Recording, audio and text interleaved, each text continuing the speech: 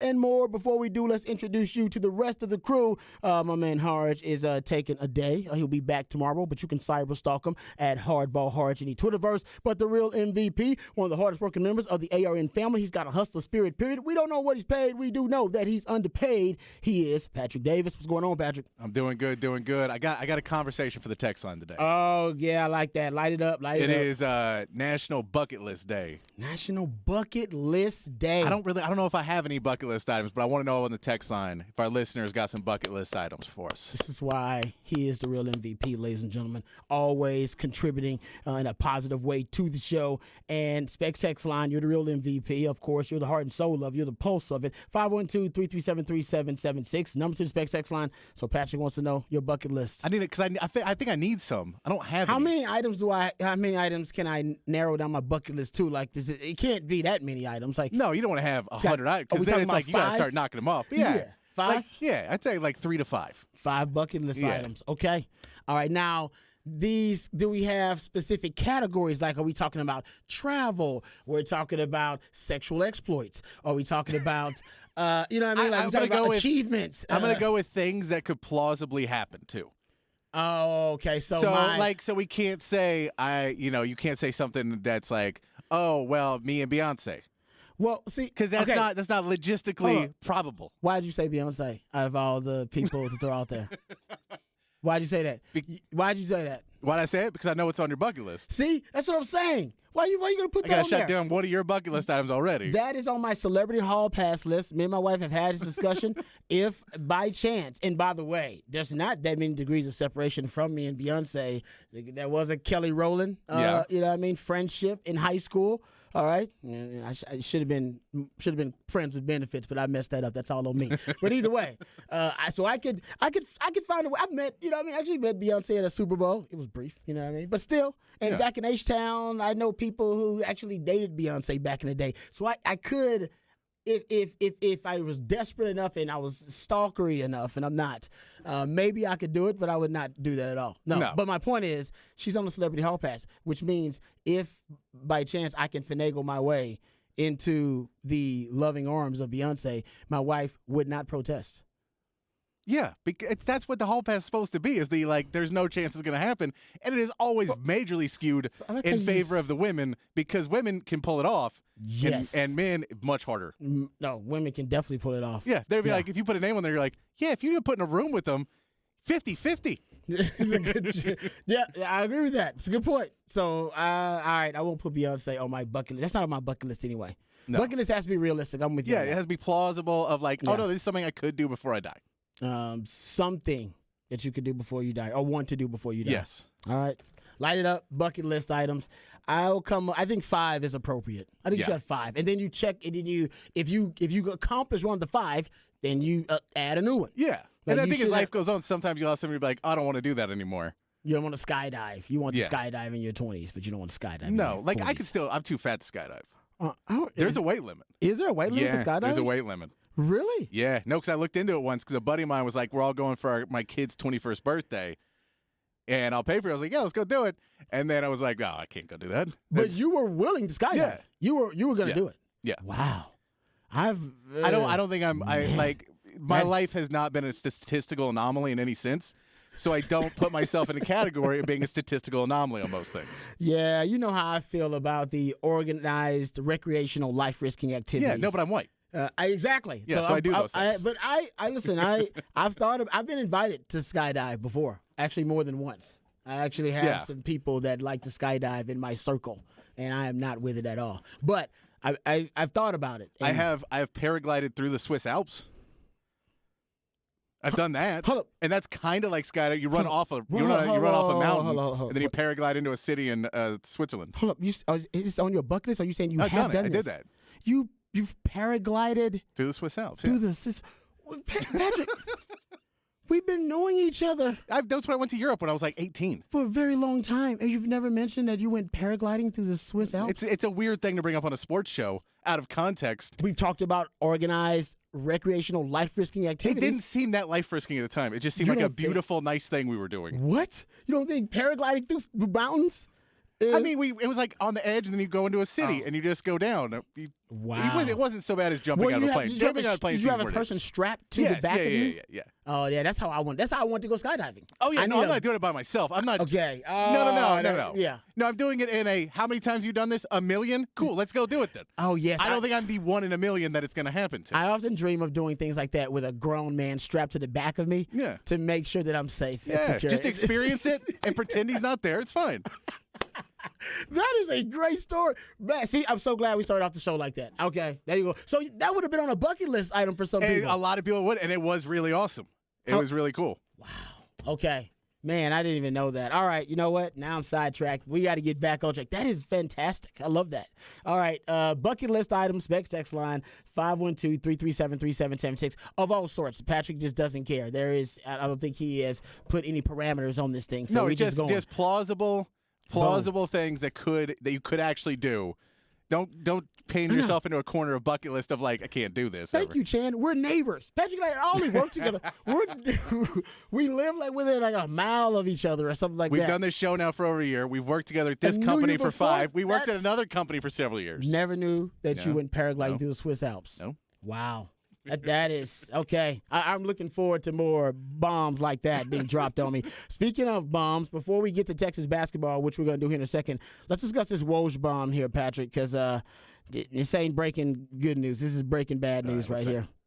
It is, no doubt. There you go.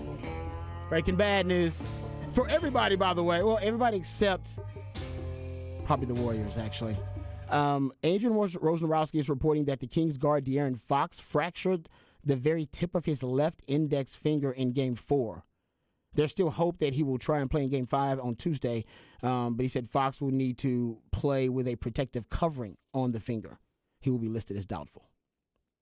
Man, I will say this for the NBA. This is just nobody's fault or anything, but it is a tragic coincidence. And almost tragic irony, I guess, is probably the more appropriate word, that the NBA's biggest issue, if you ask fans what the biggest complaint is about the NBA, it's load management, how they rest all their players. Yeah. And the purpose of resting the players ultimately is that, no, we're resting them so that in the playoffs, they're healthy. We're going to have all of our talent, all-star talent, all NBA guys. Everybody's going to be playing. It's going to be a beautiful thing. The best players on the best teams competing against one another. And this season, it hasn't worked out that way. A lot of the stars, we're talking about Giannis, we're talking about Kawhi recently. Now you're talking about De'Aaron Fox. I mean, Paul George is another one. Yeah. I mean, I'm sure I'm missing some off the top of my head, but we've seen a ton of these injuries have a dramatic effect, a dramatically negative effect. Yeah, we saw Joel Embiid missed a game. Giannis is out still, has not played in the playoffs since he went down that game. So, yeah, there's a lot of guys that are just not. Yeah, it's like I said, it's nobody's fault. It's just bad luck, if anything, but, man, terrible luck. Yeah, you expect 1 or 2 guys to get hurt, but they've had a ton of their stars go down early in the playoffs. So De'Aaron Fox, and remember, Ja Morant was dealing with an injury, and last night, unbelievable. 2 nights ago, I should say, this weekend. Hey, what's funny is he started off so slow in that game, too. He was turning the ball over. He looked terrible. Terrible, and you're like, I don't even know if he should be playing. And then by the end of that game, you were like, I don't know if there's anybody else in the NBA who should be playing. They couldn't stop him. I mean, he really did go into just these Category 5 force of nature mode where nobody could stop. Even LeBron, we got some sound. We'll talk about it when we get into the NBA next segment. But even LeBron and AD basically said, no, it's nothing we can do. That guy's too good. That guy's just too good. All right, so, yeah, unfortunately, De'Aaron Fox is going to be dealing with an injury to his index finger that he sustained in Game 4. So, Game 5. And then late in Game 4 is when he hit. I wonder when he got the injury. Because late in Game 4, he hit the 3. Yeah. Right? He hit that clutch 3. I mean, that's the question. It's one. depending on how much it hurts the day after, because when you have those injuries, you don't necessarily notice them until the next day or until later that night when you're like, oh, my hand really hurts. It felt like a little bit of a stinger or something in there the day of, and then you check later and you're like, no. Yeah. That's worse. No, it's a good point. But that's what we talked to Roshan. What did he say? He goes, it felt like a stinger. My hand hurt. It wasn't until I got an X-ray I realized that I broke my hand.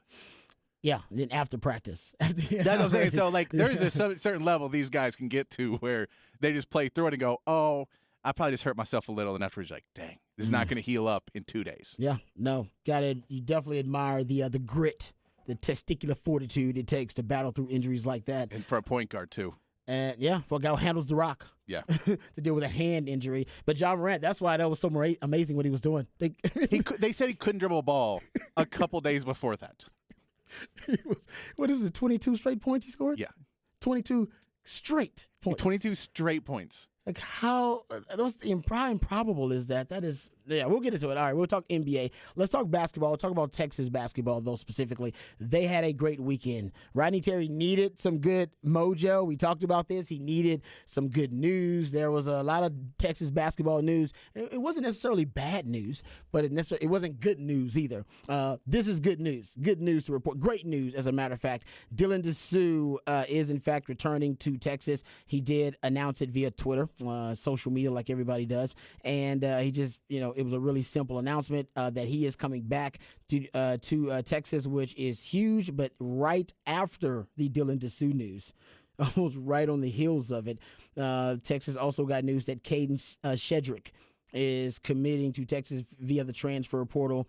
He committed to Texas over Duke, K-State, Missouri, Xavier, some other really, really prestigious programs in college basketball. Was considered by 247 to be a top 20 transfer portal prospect. So essentially, Patrick, you got your front court in one weekend.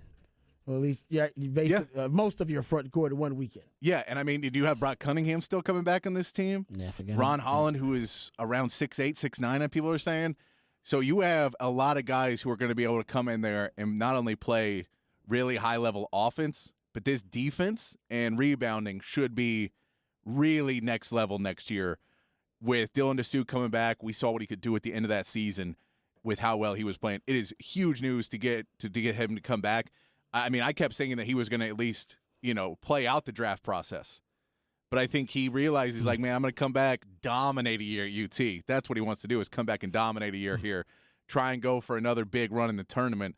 And you know what? Maybe that'll get my draft stock up a little bit more. Maybe then they'll give me some respect after I have, 2 really good seasons there at UT. Yeah, and I remember we were discussing this, and I said I think you'll get it sooner rather than later. Yeah. And I thought you'd get more of the draft process played out too. Yeah. I think at least you'd get some workouts or something like that. Didn't wait for that, and the reason I throw it out there, just my theory. All right. And shout out to the BMDs, big money donors out there, big money donors and boosters, because I think there was a number basically that needed to be met. Yep. And I think the number was met. And good for them, big money donors. Yeah, exactly. Thank you. Yeah, thank you very much. Like I said, from what I could piece together, it was less about the NBA opportunity, because I think their representatives, or at least his representatives, they thought that would be there for him, and that he was just on the cusp, on the precipice of kind of reaching his ceiling as a player. Yeah. Especially, and you talked about this too, Patrick, seems like in the Rodney Terry system, that's when he started to flourish. Yeah. And obviously he came in the Chris Beard system. So if that is the case, he was actually really open to coming back to Texas. I think most of the discussion was about whether they can meet the number that he would have, at least whatever the basement number is, whatever the bottom dollar number is that he would have gotten by turning pro. They had to match some of that, or at least a portion of that, and I think they did. Yeah, so that seems in college basketball today. That is pretty. It's college sports. Yeah, that's what college sports women's is. Women's basketball now too. Yeah, no, I mean all college sports, unless you're talking about maybe swimming and diving or tennis, where that number still is a thing, but it's like, if you go to a pro, there's certain programs that have edges because they are dominant in those programs, but they're still putting out money as well. Yeah. So I'm glad that Texas prioritized Dylan Disu, glad he's happy he's coming back. And the Caden Shedrick commitment. Patrick, you watch a ton of basketball, college and pro basketball. Have you gotten a chance to watch any of Caden Shedrick? I've watched a little bit of it. I haven't watched a bunch of full games or anything like that. I've watched enough of it to know that he is going to be, he's going to help out a lot as a rim protector that we didn't necessarily have last year. So I think that Christian Bishop played really good on-ball defense, but he wasn't necessarily the best recovering and being on help side defense. He wasn't that was not his skill set. He was really good on the ball. And then you were able to put in Dylan Dessou, who's really good at help defense, but wasn't necessarily the best at playing on the ball defense. He would get in a little bit of ticky-tack fouls and stuff like that because he'd reach in. And now you're adding a guy who can work with Dylan Dessou very well and play both styles of defense, get some rebounds. That's going to help us out in trying to protect the rim from some of these guards and some of these teams in the Big 12 that just have fast guys that like to drive at the bucket. Yeah, I mean, rim protection should be something that's not only a strength for Texas. I mean, it can be part of your defensive identity that you protect the rim really well. And now you have Dylan Dessou coming back, but also someone like Caden Shedrick, who's already proven that's an elite skill set that he has as a player. Offensively, I think they're just waiting potentially in this Rodney Terry system that he would blossom tournament, and also in the NCAA tournament in the couple of games that he played. Obviously, we know almost 18 points per game. So he really took his game offensively to another level. With the what did they end up calling the shot, the signature station? Shot, the flotation station. Yeah, his signature shot was really. I mean, it basically was unstoppable down the stretch. Yeah, and that's it. And that's a CDC. We need a flotation station bobblehead from Dylan Dessou. I love it. Get it done. We need that one. Get her done. That's a damn good job. I like that. That's a great idea. But no, Dylan Dessou. Now that he's coming back, we got to get one, right? Now that he's coming back, you can start. Yeah, you can start putting them on. All of the promotional items and all that kind of stuff. It's really great news though. And like you said, we don't know about Tyrese Hunter yet, so that'd be even better news if Tyrese Hunter. Yeah, I'm assuming Tyrese Hunter is coming back. Just of the people that you talk to at the NBA. I'm thinking he can go to the NBA, but it's going to be a longer road for him than if he comes back and is able to play. Because right now we saw offensively he took kind of a step back in a lot of games this year. Defensively, he looked really good. Yeah. I think he'll, now that it opens up with Marcus Carr not being there anymore, he can open up and try and have his more offensive year this year. And, yeah, I'm with you on that, too. And we think he'll probably go through it because Marcus Carr did this as well. Right, went through the draft process, yes. Submitted his name, but we didn't had hire several an agent. guys do it. Yeah, so I think Tyrese Hunter may go through more of the process than Dylan Dessou obviously did. But I'm with you. I think he'll come back, and if he comes back, I think a lot more good mojo for Texas this offseason. I think they can use that momentum. And I think getting these two guys back, or getting Dylan Dessou back and Shedrick will make it for. Now we may see a couple other names in the transfer portal. Now that you start to see a shape of a team, it becomes a little bit easier in getting other transfers because before, again, you were saying, well, there's Brock Cunningham, Ron Holland is still coming. We got Anamekwe, Cole Bott, and Gavin Perryman. So come on over. There's minutes. No, it's like the same reason. Now, it's the same reason realtors tell you to stage a house, right? Yeah. And so people have they can't visualize themselves, but you can kind of help them visualize it if you can just put some furniture in and stage a little bit. And especially if you're a guard now to sit there and go, I got to play with these guys. All right, now I get to play with some real guys that are going to be in the post. And, man, our defense down low is going to be really good. Yeah. And we got two guys that can block shots, and Dessou and Chitter. Like, we can play now. So now I can play the style I want to play. I think there's a lot going for it. Did you see the other breaking news that just came down the pike? You got more breaking bad or good? Breaking good. Well, depending on who you are. Okay. The Aaron Rodgers trade's done. What? The Aaron Rodgers trade as a Predator by Adam Schefter. What? Aaron Rodgers. Oh, man. The Jets are getting Aaron Rodgers, pick number 15, and a 2023 fifth-rounder. The Packers get pick number 13, a 2023 second-round pick, and a sixth-round pick, and a conditional 2024 second-round pick that becomes a first if Rodgers plays 65% of the plays. Okay. So basically the Packers won. Because the Packers, remember, reportedly, the hold-up was that the Packers wanted a first and more. I mean, they didn't because they gave up a first. They swapped first. Yeah, they did swap first, basically. They swapped first, and then I think the Jets won because they get a conditional. It's a conditional 2024 second. The conditional is the key. Yes. It's basically if Rodgers plays 65% of the plays. Yes. So if he does that, then they get two firsts. Yes. But that's the key. Well, they get a first and a swap first. They get a swap, but they get a first. They do get a first, right? They forget the swap first. Like, just take that out of the picture. Let's just say they swap. That's okay. Take that out. And the sixth and the fifth, take that out. Let's just say those two cancel each other out. Essentially, this is about a second and a first. First and a second. So if he plays 65%, they get a first. They get a first and a second, and they win. They win the trade if he plays 65% of the plays. If he doesn't, then the Jets win. And I think also this is a big it's a win for the Packers in the fact that there is no condition of playing 2 years. Yeah, because I guess the ownership of the Jets were worried he would retire on them. So he can still retire after 1 year, and they owe that 2023 first-round pick. So he plays 67% of the snaps and retires. Okay, yeah, so we got the pick swap, basically, because the Packers get the number 13 pick in the 2023 draft, and the Jets get the number 15 pick. But I guess if you consider Aaron Rodgers, I don't know what you consider the value of. I'm not looking at the value of Aaron Rodgers in yet. Because we just don't know exactly what it's going to be. Let's just look at the trade value on his face right now. Let's just say the first round picks cancel each other out because they're 13 and 15. I mean, right there, close to each other. And let's just say the 6th and the 5th cancel each other out. Number 170, number 207. I mean, it's negligible depending on how much you value those picks. And then you got the second round pick, which is that's good value right there for the Packers to get a second round pick. But man, if he plays, he's definitely going to play 65% of the snaps in my unless an injury. I mean, but other than that, and now here's the funny part is you realize when you see 65% of the snaps that if you're like, if he gets injured around week 8, the Jets are just going to snap so many plays off they can possibly snap. Oh no, he's going to be out there hobbling on. They're going to be the Jets are just going to be like, hey man, hike the ball, run it. Go Wildcat. We just got put him out at wide receiver. But no, the Jets want him to not play. Huh? The Jets want him to not play because then they get to keep the second. Then it's a second round pick. So the Jets want him to play under 65 if he gets hurt. The Jets want him to play because they want to win a title. No, I know. They want him to be healthy. They want him to be healthy. Okay, put it like this: if they are losing, at that point, if say like they get to week 9 and they only won 2 games, yes, at that point they're gonna start tanking, load management, that kind of stuff. I think the Jets want to win.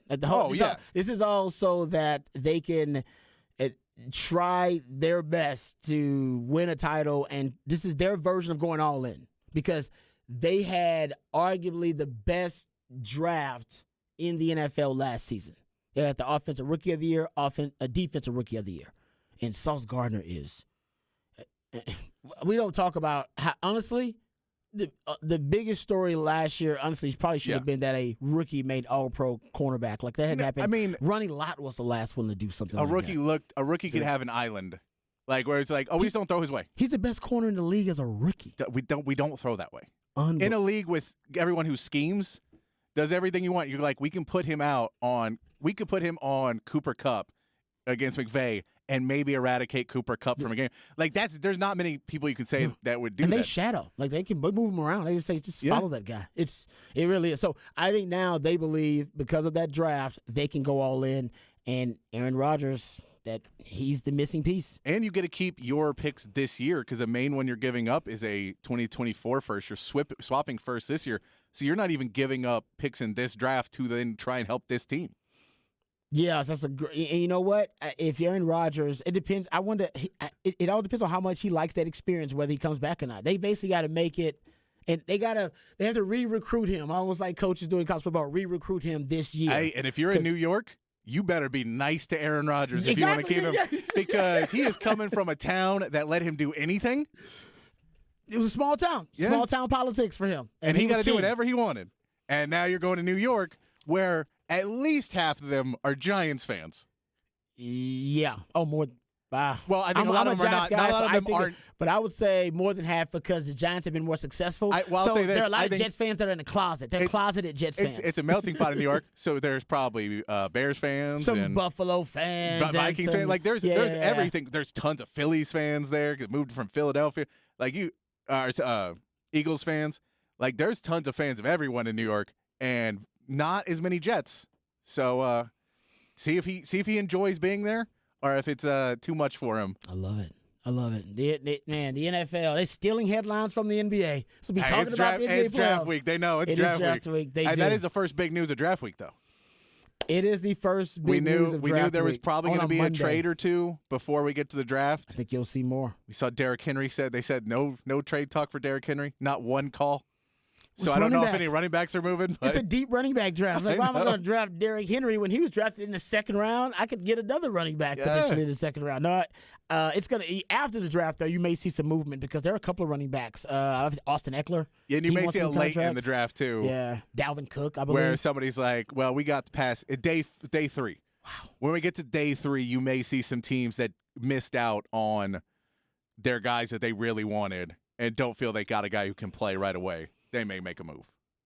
Yeah, Aaron Rodgers to Garrett Wilson. They got Alan Lazard now. They signed Lazard as well. They got Breece Hall.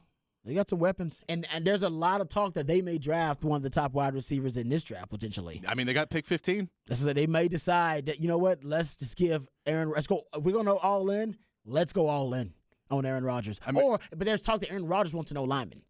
He wants to be protected. He's like, I got enough weapons. I just need somebody to protect me. So, and that's what I'm saying. Is being able to keep, even though it's a swap, to keep your pick at 15 is big this year because now you get to, hey, we get to either get no lineman or if, Smith and Jigba is still there or Richardson, like somebody's Quentin Johnson or somebody's like still there that he really wants. Yeah. You can go after them as well. And think about that division now, too. All right, think about got that division. Buffalo, Belichick's trying to, reorganize. Tua stays healthy. And you got the Dolphins. How good they look with Tua when he was healthy. They're arguably the best team in that division. You can make that argument, even with Buffalo being as when good he was playing, when he was healthy. When he was healthy, and they remember what they just did to the defense. Yeah, he just added Ramsey. I mean, they just both they really they believe that they got a shot. And I mean, when's the last time the Patriots were the worst team in the division? Ooh. 20 years?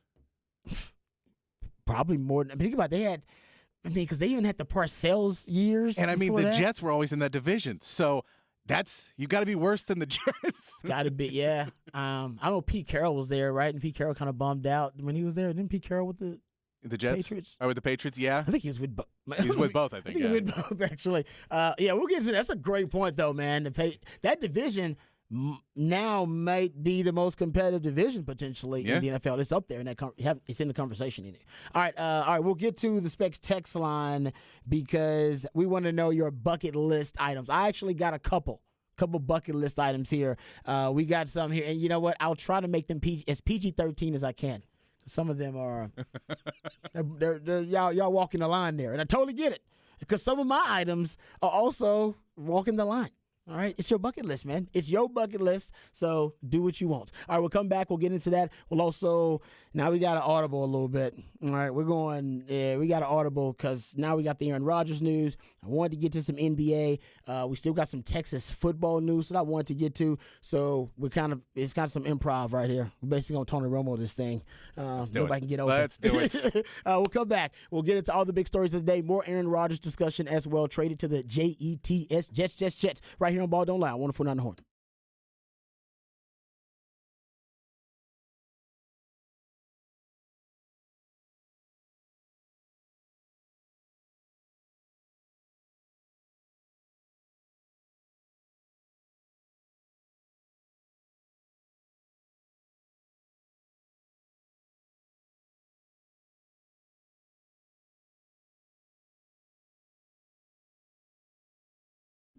Hey, what's up, folks? Lifetime Longhorn Rod Babers here. By now, everyone knows that my go-to tequila is Hot Cat Tequila. What could be better than cinnamon, agave, and tequila? That's the recipe, and that's why it's so simple. That's why it's so delicious. Matter of fact, it is so light, so smooth. It's a tequila lover's dream. And if you're not a fan of tequila, well, Hot Cat Tequila will turn you into a fan of tequila. As a matter of fact, you don't even have to love tequila to be a fan of Hot Cat Tequila. It's just that good. It'll turn any event into a party, and every party feels like a celebration. So celebrate and turn up with Hot Cat Tequila. As a matter of fact, I had family in town this weekend. They're still in town, and they got a chance to enjoy some Hot Cat Tequila. We got the party started at the crib and got a chance to enjoy my favorite go-to tequila. And once you try Hot Cat, you won't ever go back to that old cinnamon whiskey or that cheap tequila you were ordering rounds of when you were just trying to get the party started. Turn up your party with Hot Cat Tequila. It's the perfect way to pregame for the big game, concerts, festivals, or any night on the town with family and friends. Hot Cat Tequila is best served cold for a quick round of shots or to sip on the rocks. So visit Cat Tequila, that's cattequila.com, to find a store near you that sells Hot Cat Tequila or to find a bar near you that serves Hot Cat Tequila. Toast and turn up with Hot Cat Tequila.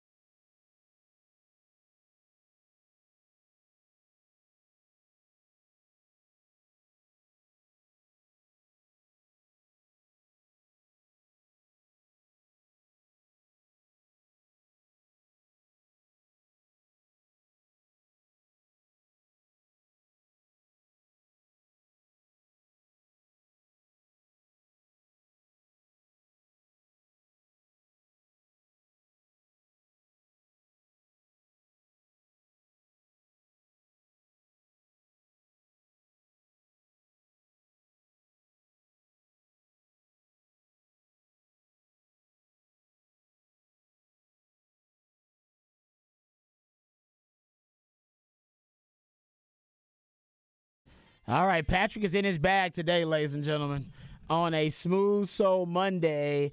Usually, the Smooth Soul Mondays, my man Patrick plays jams that are intended to soothe the tortured soul of sports fans who might have had a tough weekend. That would be Texas baseball, of course. But this is actually some Al Green I've never heard.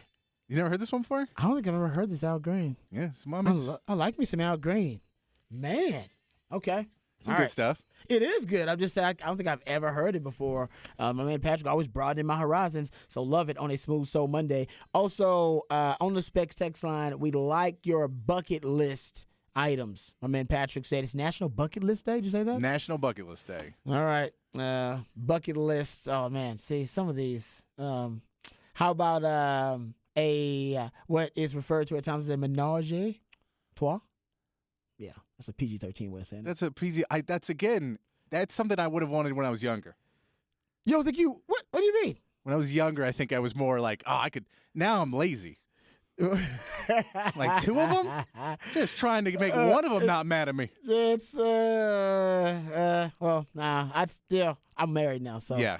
You're also in better shape than I am. I'll be quiet on that because I'm married now. In case wife is in the car, I think mother-in-law's in town. But what I will say is that no, that's on a lot of people's lists. It's on a lot of people's. A lot of people's lists, I think. There you go. So good luck with that. And you know what? That's achievable. It's very with modern technology. It's like exactly. There's so many apps for this now. There's communities here in Austin that obviously advocate for that lifestyle. Nothing wrong with that, by the way. It's a great lifestyle. I love it. It's fantastic. Good for you. Text says one of my bucket list items to have this text read on the air. Now I can go happily. Hey, we did it. Good for you. I appreciate that. Let me see. Someone the captain gave in. I want to meet a woman, get married, and divorced all in one trip to Vegas. That is definitely doable. That's easy. Yeah, you can do that. You can meet somebody in Vegas and get married on a drunken whim and then realize this was a mistake. And then I don't think you can get divorced. I think it's like an annulment. Yeah, you can get an annulment. So actually, I don't know if you get Not divorced. that I know anybody who's gotten one of those, but. In Vegas, there's definitely a drive-through annulment thing. Oh, no, I know people that have not in Vegas have in life. No question. Someone here says, they want to sit courtside at an NBA game.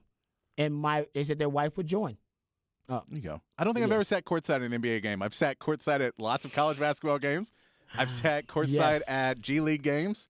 I wasn't courtside. I was probably 3 or 4 rows Yeah, I've away. done a few rows back. Yeah, but I never courtside. I always liked. I was like 2 rows behind the bench at one point. That was really fun. That is fun because then you get to hear you're like right behind. You're trying to listen in, and people are cheering. Like everybody, be quiet. Popovich is talking. That's good. I'm with you. That would be pretty cool. I'm with you on that. That's not. See, these are achievable bucket list items here. One section said bucket list shrooms.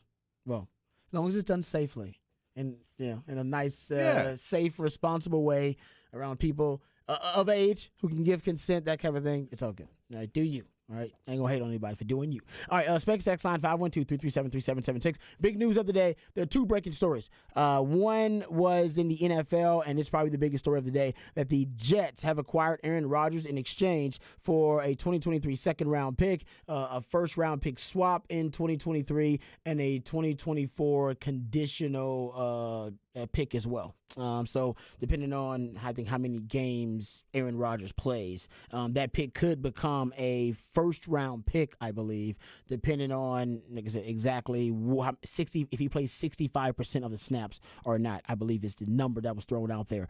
So that is the big story. The other story is that the De'Aaron Fox has an injury to his index finger. So he's gonna. Well, he is doubtful for Game 5. Exactly. So he may or may not play in Game 5, but he's going to be wearing a protective covering on his hand. And so another injury in the NBA, not just an injury to a star player. That seems to be going around in the NBA. Speaking of the NBA, over now, I think the Golden State Warriors, if De'Aaron Fox is even injured, I think the Golden State Warriors are not. I want to say a lock to win the series. Now the question is, can they play on the road?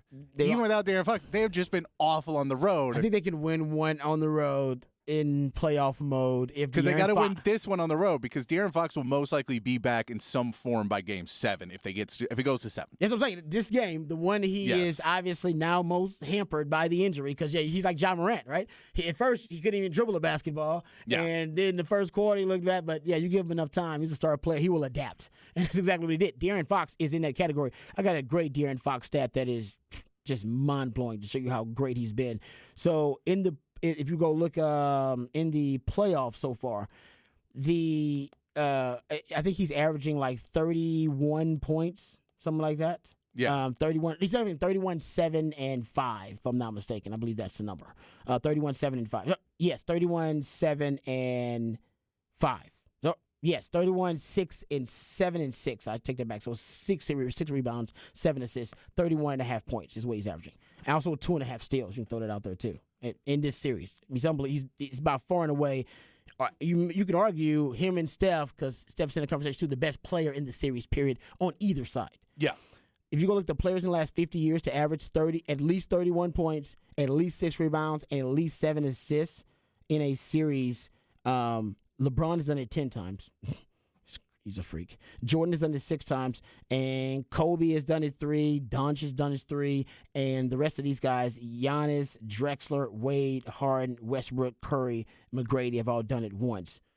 You get my point. He's in rarefied air. I mean, this dude is next level right now. So him being hampered, to me, this is the Warriors, who are they the worst? They're not the worst road team in the NBA. They're one of the worst. No, they're the worst team in the playoffs. The worst road team in the playoffs. Yeah, yes. they at the end of the season picked it up above the Spurs and Rockets. I want to say they've won 11 in the regular season. 11 total. There was a point where the Spurs had a better games. road record than they did. Yes. And that was a problem, because the Spurs were trying to lose games. And how are the defending champs? Yes. That bad on the road. So I think, they go all in to win this one. And remember, last game, give it up for Draymond Green. He was humble enough to, if you ask him, I don't know if Steve Kerr has confirmed this, but Draymond Green has said now multiple times that it was his idea to come off the bench. Yeah. In the last game. And that, he didn't want to, he basically didn't want to disrupt the flow and the chemistry that the group had going when he was out. He thought they played really well. And if that's the case, good for Draymond Green. And, I wonder if that's going to be the case in this next game, or if Draymond's going to start in the next game. I don't know. I mean, I would assume he's still coming off the bench. If it's his idea and they win 2 games with him on the bench, or 1 out and 1 on the bench, he still does get a technical in that game. He did, and and then people and Warriors fans still mind-bogglingly defend him and go, well, De'Aaron Fox went from, it's like, there's 4 Kings players in one spot. After he fouls a guy, he walks 2 steps away, comes back, gets in the middle of the 4 Kings players. De'Aaron Fox is like, dude, stop yelling at the player on the ground. And then they're like, I can't believe De'Aaron Fox said anything to him. I'm trying to start fights. Like, come on, man. Draymond, you know what you're doing. And you know the refs are looking out for you. And you know what? They actually put Draymond Green on De'Aaron Fox in the second half. That was one of their adjustments. And Draymond Green made some clutch plays down the stretch. That steal from Sabonis late down the stretch was a clutch play by him. And he had some nice assists down the stretch. So I don't know if he'll come off the bench or if he's going to be, one of the starting 5. But either way, he's been an impact player. They're going to need him. And I'm with you. If they don't win this next game on the road in Sacramento, I don't know when they're going to have a better chance to do it. No, and I mean, Keegan Murray stepped up in this game here. He has been really not playing well. The rookie they drafted out of Iowa, he has not been having a great playoffs. He came out, put up 23 points on 9 of 13 shooting in this game. So it's nice to see him finally show up and start playing well. But the problem was Harrison Barnes did not play well. And the Warriors basically funneled their defense to give the last second shots to Harrison Barnes, and he missed them all. Yeah, he just wasn't shooting well, and they knew, like, hey, man, it's good defense. You leave – if you're going to let one guy get the shot, make it the guy who's not hitting anything.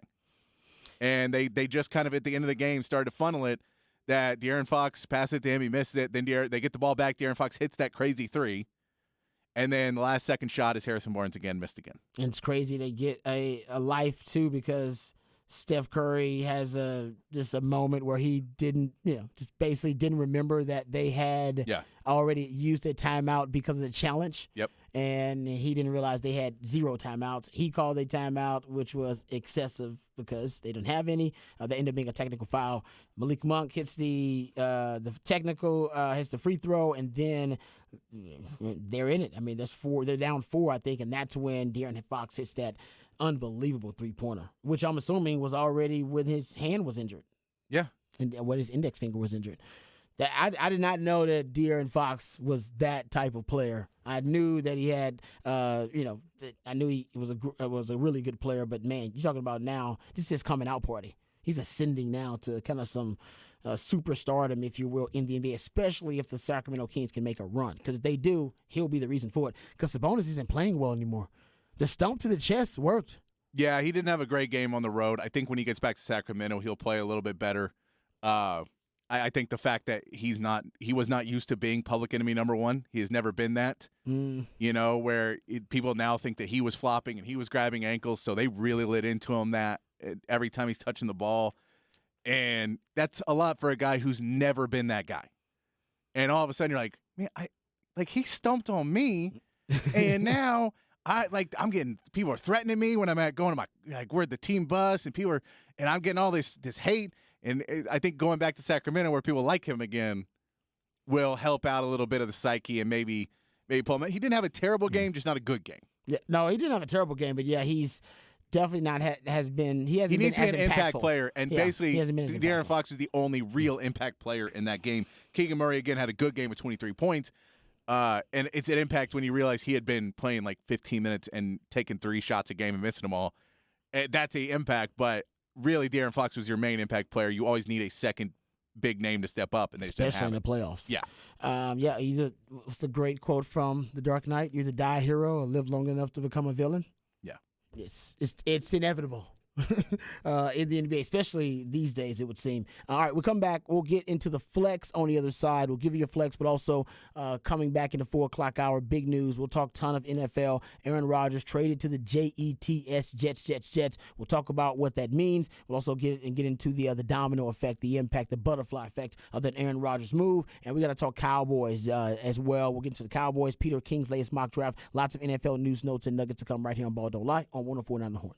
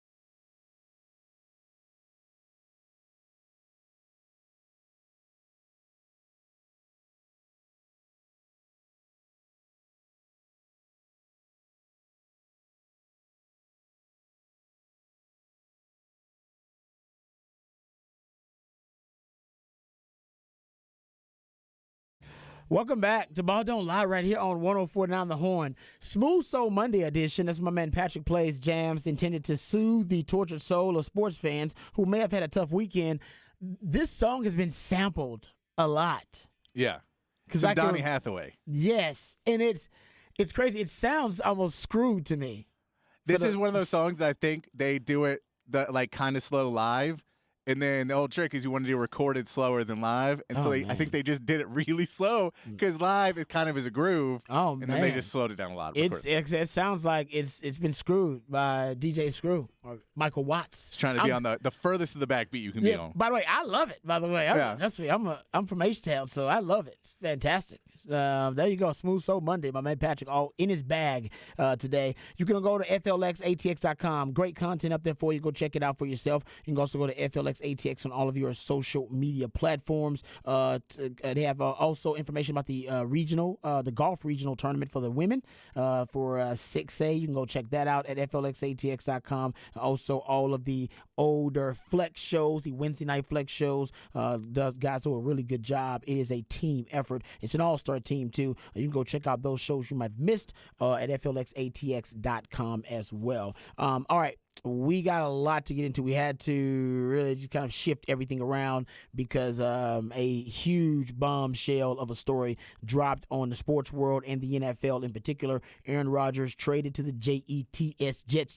It's done. So we'll get into the details of that trade coming up next segment. But also want to get to the latest Bijan Robinson draft odds because they keep changing. And right before the draft, a new team has risen to the forefront as the team with the best odds to draft Bijan Robinson. Also, Dak Prescott admitting something that I did not know, that Dak Prescott has had input on Cowboys wide receiver drafts before, at least wide receiver prospects the Cowboys have drafted before, and he's going to have input on who the Cowboys are going to draft in this class at the wide receiver position. So I want to get into that. And that's also my man Patrick found the S2 Cognition scores leak from last week, and he found the scores, and there was a lot of talk about those scores and obviously how accurate they were.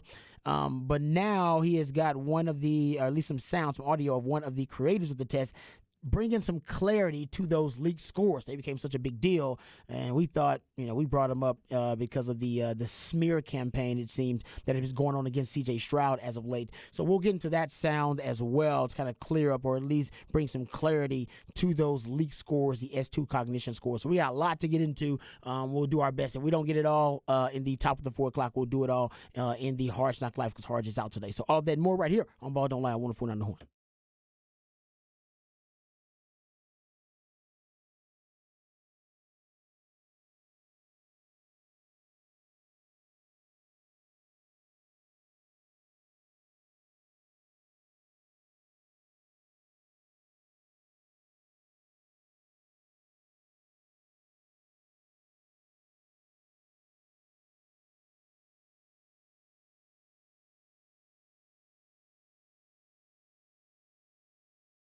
Hey, what's up, folks? Lifetime Longhorn Rod Babers here. Let me tell you about my friend, Dr. Greg Eckert, because if you have any concerns about your dental health or your dental hygiene, you need to reach out to Dr. Greg Eckert and his fantastic team because they can handle anything, any concerns you have about your general dentistry, dental anxiety as well. They specialize in easing your dental anxiety, teeth whitening, dentures, porcelain crowns, veneers, dental implants, full mouth reconstruction, even root canal therapy, whatever it takes to ensure you're getting the best quality dental care available. That's what Dr. Greg Eckert and his fantastic team are all about. And right now, my friend Dr. Greg Eckert, he can be your friend too. He can give you a brand new smile in just one day. That's right, permanently secured to your dental implants. You'll spend no time without teeth. You'll get temporary fixtures until they complete your permanent smile, and you'll smile again with confidence and eat freely without pain or discomfort. We're talking about a lifelike permanent solution. So if you've been told your teeth need to be replaced, just call Dr. Greg Eckert today to learn about this revolutionary alternative to dentures. We're talking about a lifelike permanent solution. So how about this, folks? You can just reach out. It's a complimentary consultation. So you got nothing to lose but everything to gain. So give them a call, 512-345-3166, 512-345-3166. Dr. Eckert understands that a confident smile can truly change your life. Reach out, dreckert.com, the DRUECKERT.com.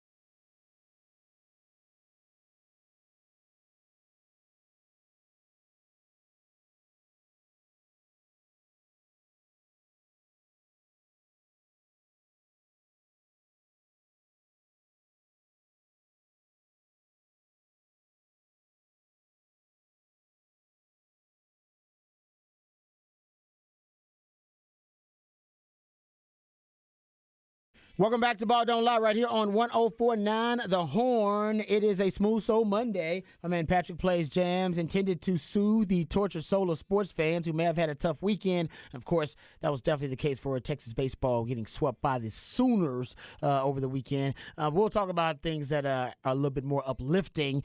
Also, we'll get into the bucket list items on the Specs text line. My man Patrick said today was National Bucket List Day? National Bucket List Day. Which, a texter also wanted us to know that bucket list is a relatively new term that we have started to use. That is something that, we weren't using it before. He said, did y'all know bucket list is actually a relatively new term? Didn't really become a part of our vernacular until the movie came out in 2000. Was that Jack Nicholson? Yeah, and like Morgan Freeman, I think. And I think I saw that. I think I saw the bucket list movie. I'm not. My guess is, it was probably like a marketing person for a travel agency or something.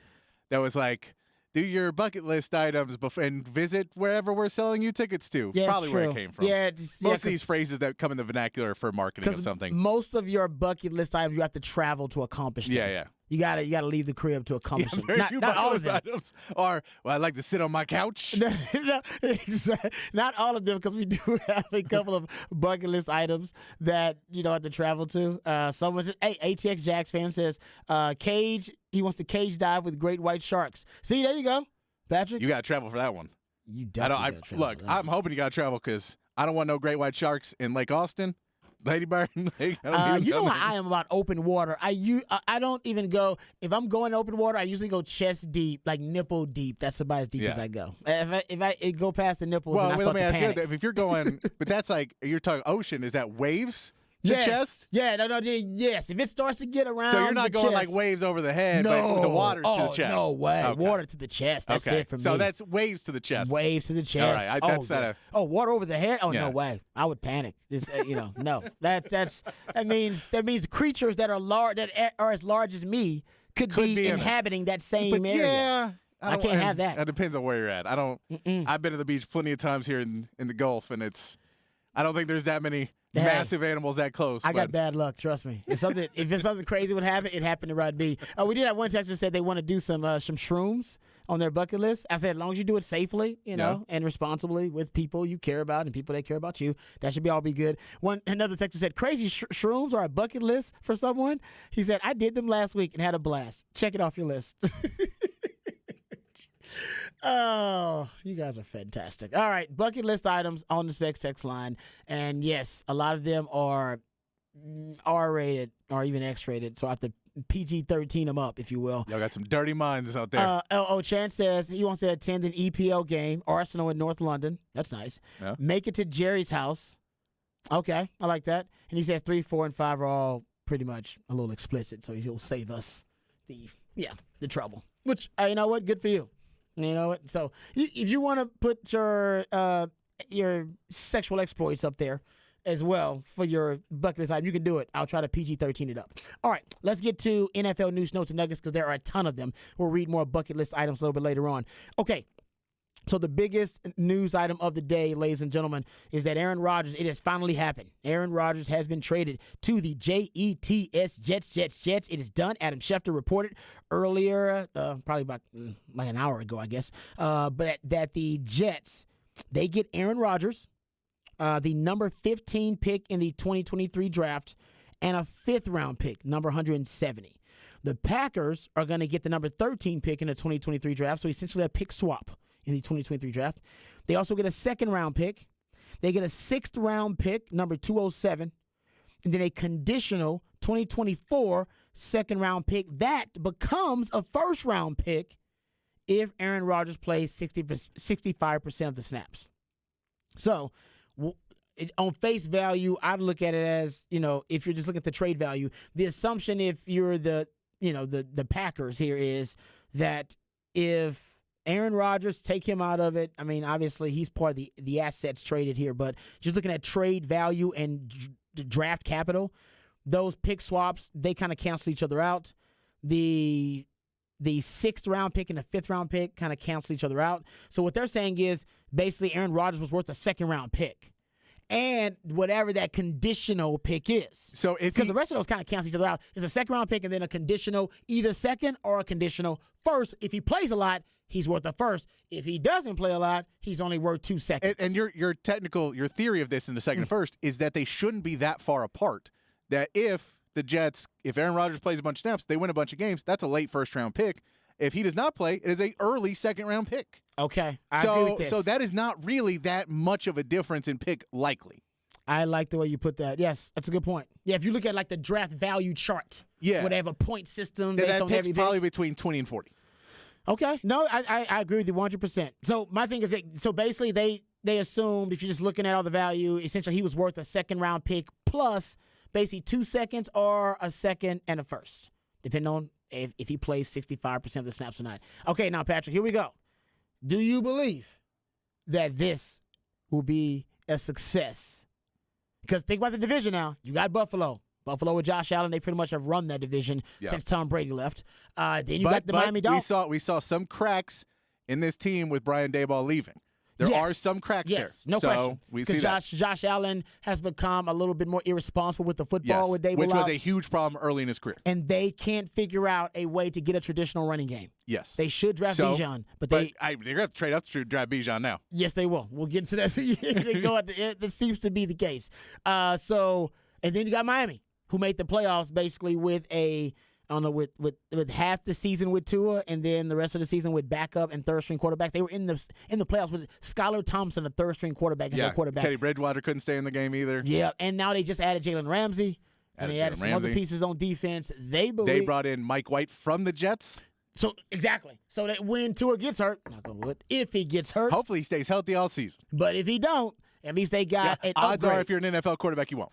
Well, I believe the number is 10 quarterbacks last year played all the games. So odds are you won't. Odds are you won't. Pretty poor.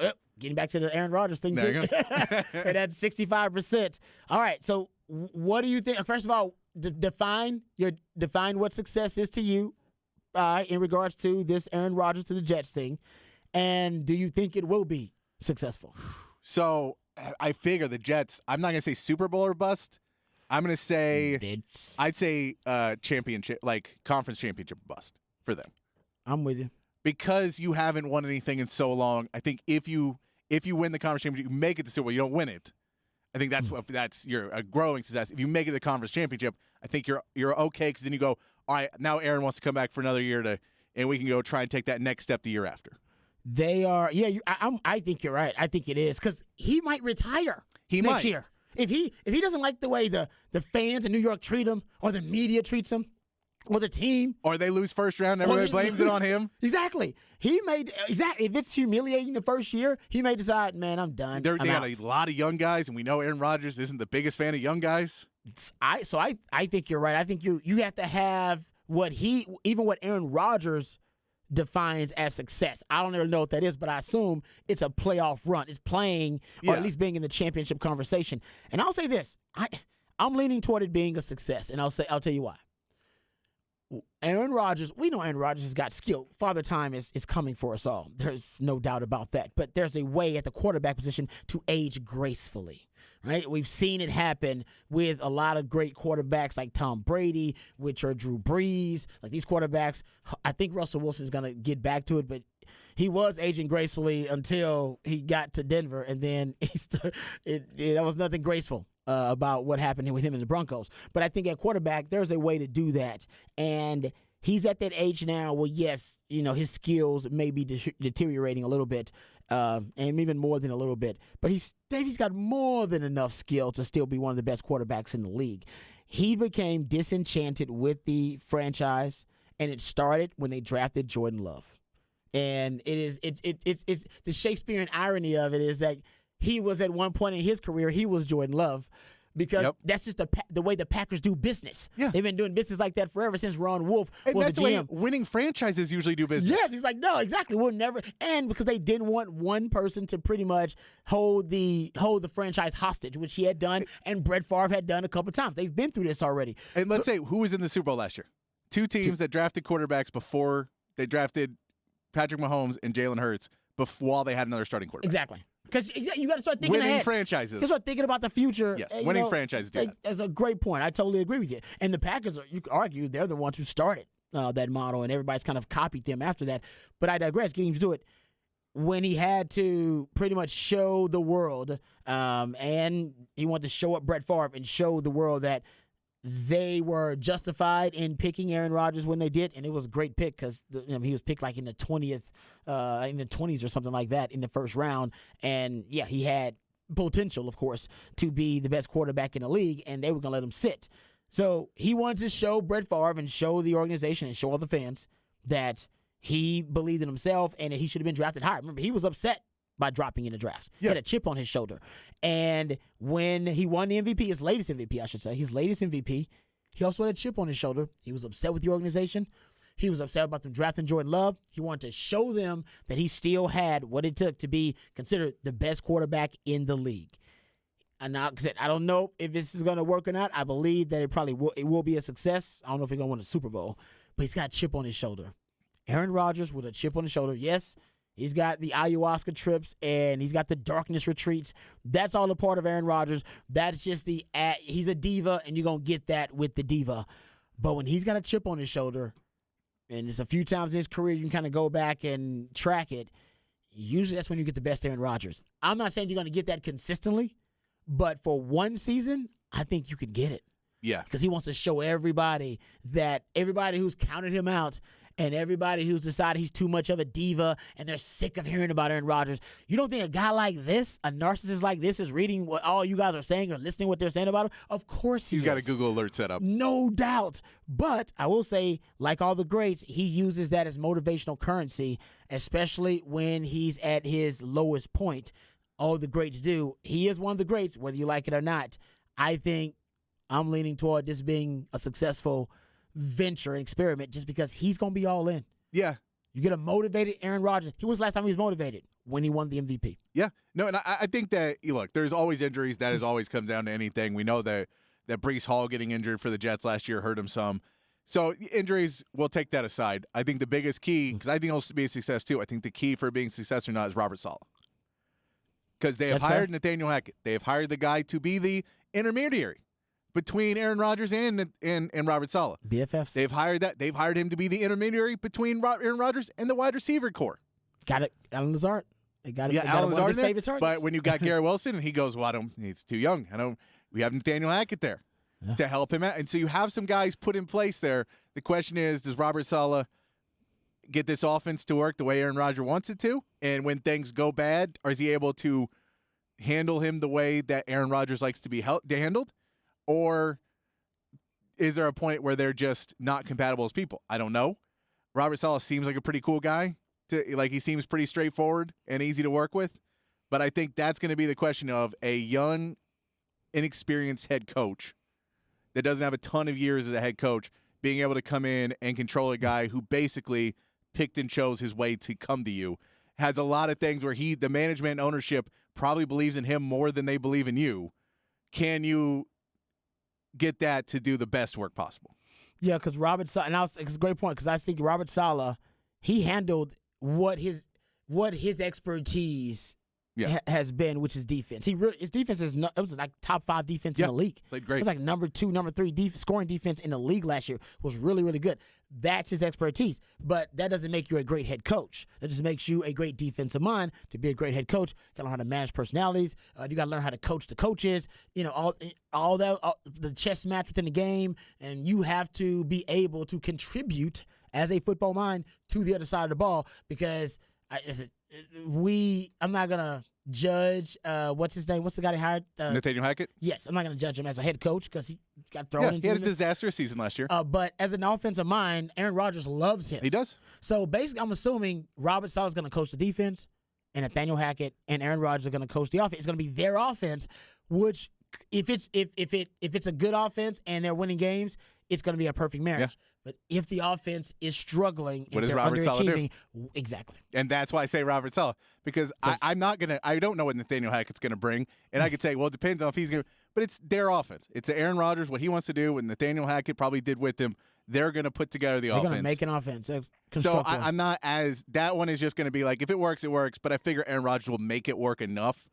But if there is bumps in the road, how does Robert Saleh deal with, hey, man, that play calling is not working? If it's not going to work, it's going to be the offensive line, I think, because here are the weapons. Yeah. They got Garrett Wilson, Alan Lazard, all right, one of the favorites of Aaron Rodgers. Mecole Hardman. Corey Davis is a wide receiver there, too. He was a first-round pick at one point for the Titans, I believe, back in the day. Tight ends are Tyler Conklin and C.J. Uzoma. Running back, Breece Hall. I think they'll draft another running back in this draft, too. Yeah. I mean, that offense has got weapons. Yeah, they've got a ton of weapons, and it's, you know, and well, look, Breece Hall is really good, but again, you have Aaron Rodgers coming off of having the best running back core in football, possibly with Aaron Jones and A.J. Dillon. One of them, yeah. You're right about that. If we were saying they had two great running backs, he had a great change of pace, so you might want to draft one in there, especially in a deep NFL draft. I'm sure they'd be on the phone call with the Titans if the Titans are not playing well this year and you get to week 6 and you need another back beside Breece Hall. They might be the one to call up and say, hey, man, we're all in. Give us Derrick Henry as a change of pace back. Just go draft Rojo. No, I get that. I'm saying we're week 5, week 6 of the season, and you didn't get your guy. Look, we think Rojo should be on every team. Well, he works for them. He works on every third team. round, he'd work for the Jets. He'd be perfect for him. But no, I'll give you. You're right. The running game and the offensive line, I think, are the biggest questions. The defense is going to be solid, and the weapons. And I'm not even saying the running game will be bad. I'm saying it's how do you work in Nathaniel Hackett's offense? Do you does it work the same way when you don't have the same types of backs? Are you able to make Breece Hall work in this offense? Are you able to have two backs that are going to be able to take off the downs? And how much do you run it if Aaron Rodgers is basically the play caller?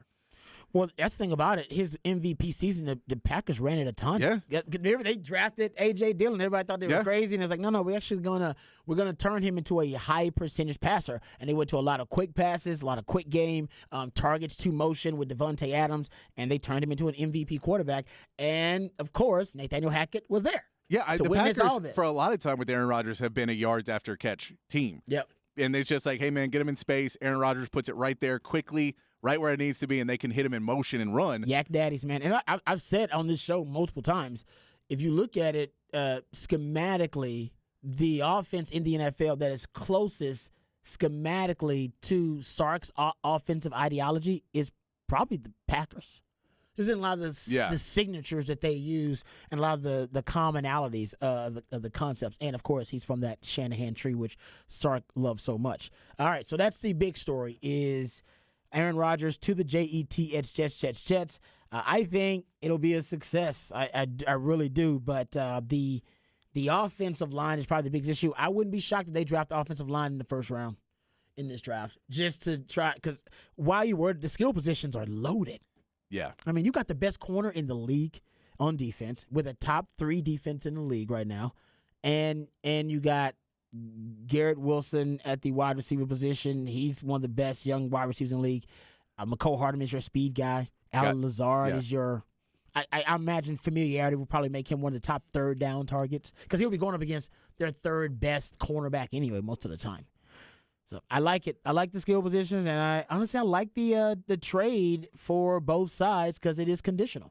Yeah. No, I think that for the Packers, you get a move on with the cleanest break you're going to get in this situation. You put him in the other conference, so you're not really worried about him. And now the question is, can Jordan Love play quarterback? But it's better to find that out before you have to pay him, right? Well, and I think they're going to tank if he doesn't. They're going to find out they're going to put him out there, and throw him to the Wolves. Are you going to pay Jordan Love if you've never seen him play? That's why they're going to throw him to the Wolves. Yeah. They're going to throw him to the Wolves and let him play. And if he's terrible, they're going to let him play because then we'll get a good pick. And then we'll figure out what to do at quarterback because the Packers, they always have a solution at quarterback. Yeah. Most teams do not. They're already thinking about their next quarterback. Some teams we may mention in this state do not. Exactly. Some teams rely on luck. And you know what? Damn it, if it hadn't worked out for them. Okay, so we'll get to Cowboys next segment, actually, in the Hard Knock Life. Can we quickly, let's get to these Bijan odds because the draft is coming up on Thursday. We all know Bijan Robinson at this point, I believe he's trending toward being a top 15, a lottery pick of the NFL, if you will. I think he's trending to being a top 10 pick at this point, which is crazy, but I think top 15 is almost guaranteed at this point. I still think somebody's going to trade for him. I think somebody's going to make a move for Bijan. They'll get too anxious, and they'll make a move for him, either trading up to get him, or you'll see a team maybe trade down early on and just trade down, and they're trading down for a swap and to draft Bijan Robinson. Yeah, if he gets past 8, someone is definitely trading for him. Oh, no doubt. I agree. But if it's about that Raiders pick, if C.J. Stroud, Will Levis, and Anthony Richardson are gone before pick 7. And the Raiders are sitting there with no quarterback of the future ready to pick at pick 7, and they may want to look at a Hendon Hooker or somebody else a little bit later in the draft. You go take phone calls and say, look, Falcons. Well, Vegas agrees with you. If you're looking at DraftKings right now, the betting odds suggest the team most likely to land Bijan Robinson is Atlanta. And they've been trending lately. There's a new team kind of trending for Bijan. The Eagles have been trending for a while. Cowboys were trending for a while. Chargers were trending for a while. Bills became a popular team for a while. Now it seems that the newest team is the Atlanta Falcons, and they're at plus 200.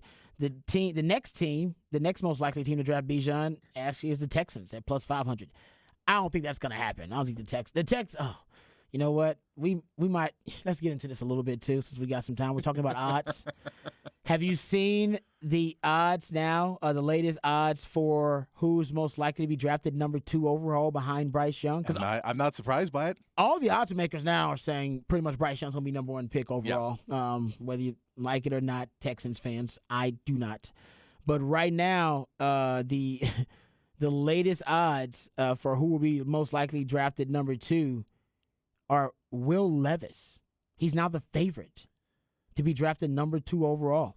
Multiple sports books have him installed as a favorite to go 2nd overall. Which goes with what you heard several weeks ago, which was they liked Will Levis more than C.J. Stroud. Yeah. And they kind of wanted to trade back and still pick Will Levis because they thought he would be there at 4, 5, or 6 if they could move into that place. And which is why I said they need to pump up C.J. Stroud to try and get someone to take that number 2 pick and pick C.J. Stroud, and then they get Will Levis later. But I think at this point they realize Will Levis will not go past 4. They think that either Indianapolis or someone will trade up to 3 if he drops to 3. So now they're sitting and saying, well, if we want him, we can't move back further than 3. And if we moved back, that team may try and take Will Levis. So if we want him, we have to take him at 2. And I'm in the middle on this one. I'm not in the middle. I don't like the Will Levis move. I don't like it, but I also don't like them not taking a quarterback at all and not having any quarterback answer and then hoping and praying that somehow next year they get Caleb Williams or Drake May or whoever they like then. I just don't believe they get him next year either. And then you have another year and then another and then another. And how many years until you get your perfect fit? So if you do have a guy you like and he's your guy, I don't like you reaching for him at number 2. But do you like him or do you love him? Because the reports are they loved Bryce Young. They're not going to have access to Bryce Young because he'll be gone by then. And if you like C.J. Stroud and also like Will Levis, I don't think they like C.J. Stroud. But I'm saying I don't think they have any feelings towards C.J. Stroud whatsoever. If they are, they're negative. It does not seem like they care about C.J. Stroud. But my thing is, do you love or like Will Levis? Is my question. That is where I don't. But I think because to me, honestly, I wonder if trading for Trey Lance would be a better option than reaching in the draft. Then, and I wonder, depending on what the value of a Trey Lance would be. After this trade with Aaron Rodgers, I think that's a different conversation than it was before. Because now that the trade value there was set at a 2nd and a conditional first second for a multiple-time MVP, and yes, it's a shorter term, but you also know the 49ers are on the clock of we're not going to pay Trey Lance. So how much longer is this a value for us to trade? That's your leverage. Your leverage is you don't want to pay Trey Lance while Brock Purdy becomes your starting quarterback. So are you going to give up 3 first-rounders for a guy who played 4 games for you, and you're going to play him 2 games to start the season, and then Brock Purdy comes back in and Trey Lance signs with another team? That's your leverage. Is that what you really are going to use him for? 6 to 8 games. That's your leverage. You're giving up 3 first-round picks. So I would examine that. I would be open to it about the Texans because we know they're open. Because Cassari's already said it, they're open to trading the number 2 overall pick, which means they're open to any possibility at number 2 overall. I would at least consider the 49ers offer. If you know your staff knows them really well and there's familiarity there, if you think he's a better prospect than Will Levis. Exactly. Because he may be. Well, because Will Levis threw for how many times do you think Will Levis threw for more touchdowns and interceptions last season? And first of all, I don't know. I can tell you, no one is looking at his last season, and that always bothers me. It's just 5. Yeah, what bothers me is they always go, 5. Look at his junior year, look at his year before, and you go, I don't want it. If he doesn't have consistency, consistency is a top 5 pick. A guy who can every year go out there. I don't need to know, well, he lost players or that. No. For a number 2 overall pick, I'd prefer somebody who always looked like he was a good quarterback. Or at least I would like a better trajectory, kind of a linear trajectory rather than just all over the place. And if I'm looking for physical traits, Trae Young not only has the arm that Trey Lance has the arm that Will Levis has. Oh, that's right. But he's got legs too. And Will Levis doesn't necessarily have the legs.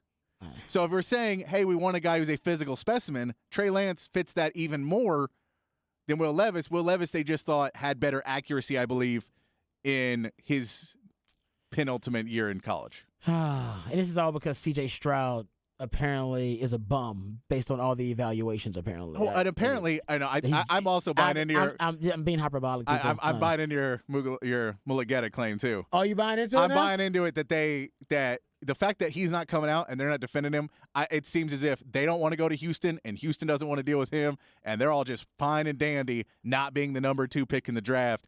And it just seems like, look, man, we know you're friends with Deshaun and all that. We want to move away from that. We don't want to deal with that agent ever again because you're going to ban a trade in 2 years. If we don't win, we don't want to deal with that. Yeah. But if that's the case, and then you're like, well, Will Levis, throw a football too, we'll grab. I think they might be going defense. I think they could. I bet if you go, if we are on this radio show on Friday, and the Texans starting quarterback is Davis Mills, that is going to be a sad, you know what I mean? It's the Texans. Why would you be surprised? You left this organization. But I think if you're going to make a trade, if you're making a trade and you go, we're getting Trey Lance, or heck, we're even trading for Mac Jones because the Patriots realize this division's out of hand and they want to restart. It's the Texans, man. You should not be surprised. Any other organization, I'm not surprised. I know I'm not surprised because I was the one who told you this could happen a month ago. But they've been veering toward doing something stupid in this draft for the last 4 months. They could have traded. First of all, they screwed up the tankathon. It was easy. Just lose. It was easy. Don't fire your coach the day before the game. And if you fire him, don't let him coach the game. Fire him then. Don't let him coach the game. Hey, it's going to be a bad look if we fire 2 head coaches and one of them before the end of the season, huh? So we'll let you coach one more game. You followed one stupid decision up with another dumb decision and then had a chance. Albert Breer reported they had a chance to move up to the number 1 overall pick and trade with the Bears to get that number 1 overall pick. And they decided, even though they have more draft capital than any other team over the next 2 years, they didn't want the pick. Okay, so you don't want the pick. I'm assuming you know exactly what you want to do if you don't want that pick. Turns out they don't. They don't know if they want to draft a defensive guy. They don't know if they want C.J. Stroud or Will Levis, number 2 overall pick. So they're going to screw this up again. I don't know how they're going to do it. They're going to find some way to do it in a monumental fashion because that's what they do. They're a fluster-cluck of a franchise, and they're going to find some way to mess it up. And they're going to go from dumpster fire to flaming landfill. And if I was DeMeco Ryans, I wouldn't let him do it. No, I mean I would take ownership of this draft if I was him. This is a franchise that hired David Culley to tank, then fired David Culley because he didn't get along with Jack Easterby while tanking, and didn't tank hard enough. So then they hired Levy Smith, and then tell him, "Hey, we're firing you because you tanked well enough, but we were just always going to fire you." And then he wins the game. Like the amount of how you couldn't have held it better, you could have. I mean. I don't get. And you spent millions of dollars to do this, by the way. Because you're paying David Culley and Levy Smith right now. You're paying both of them still. And you don't think they're going to screw this up? Why we have faith that the Texans would make the right decision with this draft? I don't. It just. Why is there any faith? Because they're adults. Well, even the one we thought they got right with Deshaun Watson, they somehow found a way to screw it up because Deshaun Watson, they didn't do enough deep diving into the character of one Deshaun Watson. They bought him a hotel room. Yes, they did, which actually cost them draft capital. Yeah. They end up, Bought him a hotel room, gave him NDAs. Come on, Texans. Man. Wow. Yeah, I have no faith they're going to do the right thing here. I'm just going to pray about it. All right, we'll come back. We'll get into some more Cowboys discussion. Dak Prescott. We'll have input on the wide receivers that are drafted for the Cowboys. We'll discuss that and more right here on Ball Don't Lie. 104.9 The Horn.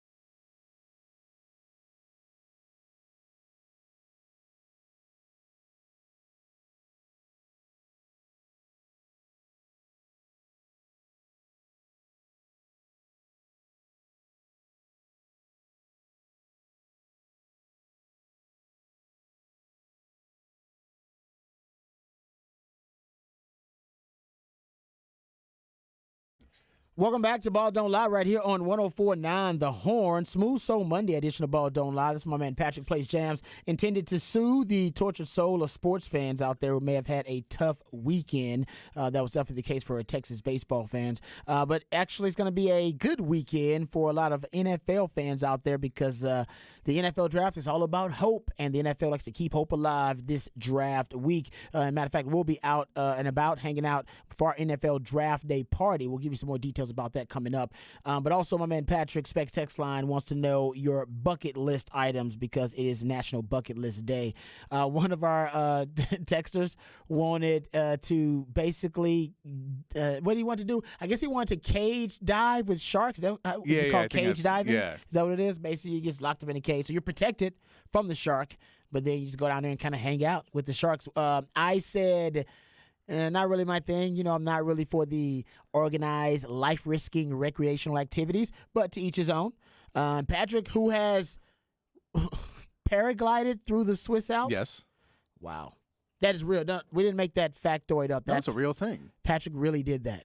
That would have been on his bucket list item, but he already did that. It wasn't even that. It was just I was in Switzerland, and then they were like, "Do you want to do this thing up and down?" I was like, "Sure, let's do it." Win in Rome. Yeah.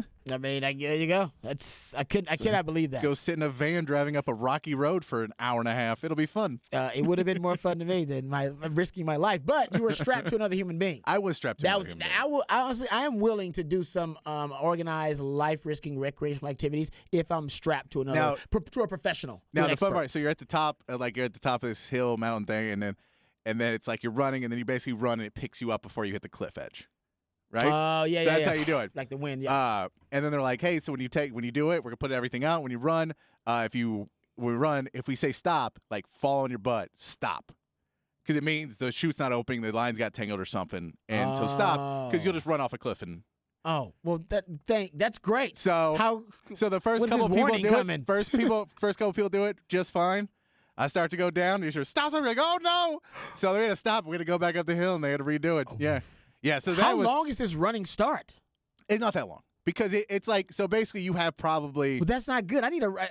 You probably have 40 yards till the cliff, and within 20, they've already told you to stop. So you still got 20 yards before you're going to run off a cliff. Okay.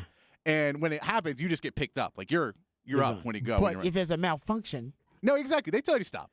Well, I'm running like Tom Brady at the combine then. I ain't going to be running fast at 40 yards. I'm running slow, just taking my time. Hey, you good? I'm looking at like, you good? We good?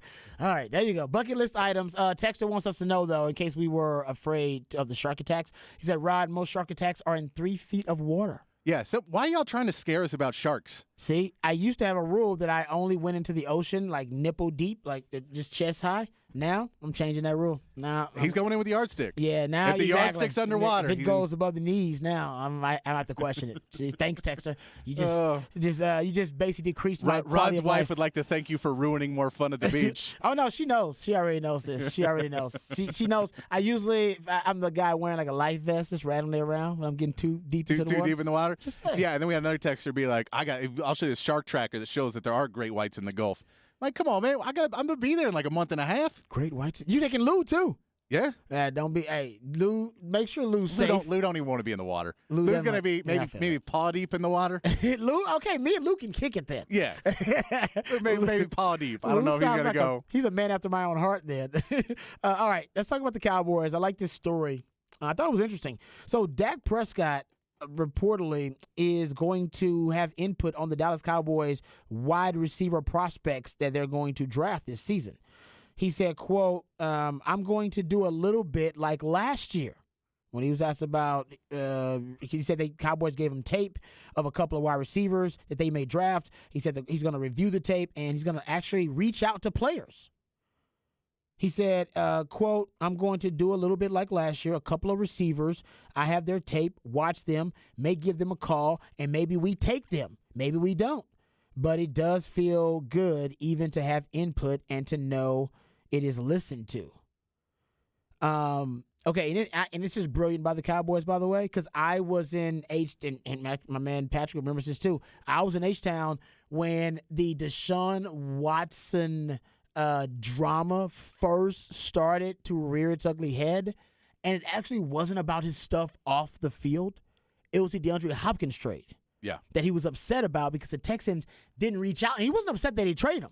He was upset they didn't reach out to him. Nobody texted him. He found out basically watching SportsCenter like everybody else. He found out via somebody loading his phone, and he thought that was disrespectful. And I said at the time, I said, yeah, you know what? It should be considered common courtesy if you're a franchise quarterback, if you're going to trade his top receiver, to give him a heads up and say, hey, man, just so you know, trading your top receiver. I don't need your approval, but I thought it was respectful enough of you, and I thought that our relationship mattered enough that I would tell you. It's a relationship thing. And it really did start the downward spiral of the relationship between DeAndre Hopkins and the Texans. And I remember when Patrick Mahomes was asked by the Chiefs who they should draft in the first round of that Clyde Edwards-Helaire draft. He said Clyde Edwards-Helaire. Now, granted, I don't know if that's worked out for him, but they listened to their quarterback and their quarterback later on signed a 10-year deal with him after he won Super Bowls. I think it matters in that relationship. The quarterback feel like their opinion is not only, valued, but their opinion actually matters within the organization. So I think it's a smart move. By the way, Joe Burrow, Ja'Marr Chase, that was a big part of them drafting him. Joe Burrow was consistently on that bandwagon. Hey, man, draft Joe Burrow. And we've seen lately teams actually take into account chemistry between wide receivers and quarterbacks as one of the data points in evaluating, free agents or evaluating draft picks. And even, this is crazy because Dak, and I didn't even know this was a thing as well, but Dak talked about last year how he reached out to Jalen Tolbert, and Jalen Tolbert said he didn't know that quarterbacks could do that. He said, quote, I answered the phone, and he was like, Jalen. I was like, what's up? And he's like, this is Dak Prescott. How are you doing? Said Jalen Tolbert, the South Alabama wide receiver.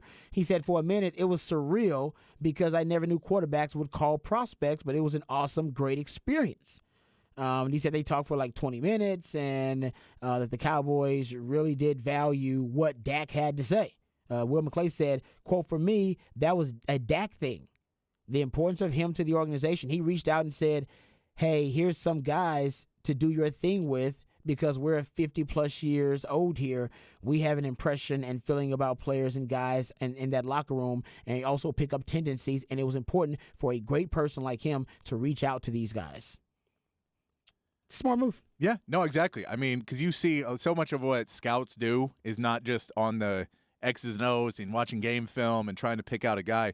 A lot of what scouts do is relationships and knowing guys to try and figure out, hey, man, like we see scouts at basketball games. They're asking questions. They're trying to figure out. They're trying to talk to guys to go, all right, is this a class guy? What is he doing? How are his grades? You're trying to figure out things behind the scenes, see if there's animosity between teammates or what people thought about what he did there and what was the reaction in the locker room after he had a good game. That's a lot of what scouts is trying to figure out those things because most people can sit on a computer now and look at all the game film. Yep.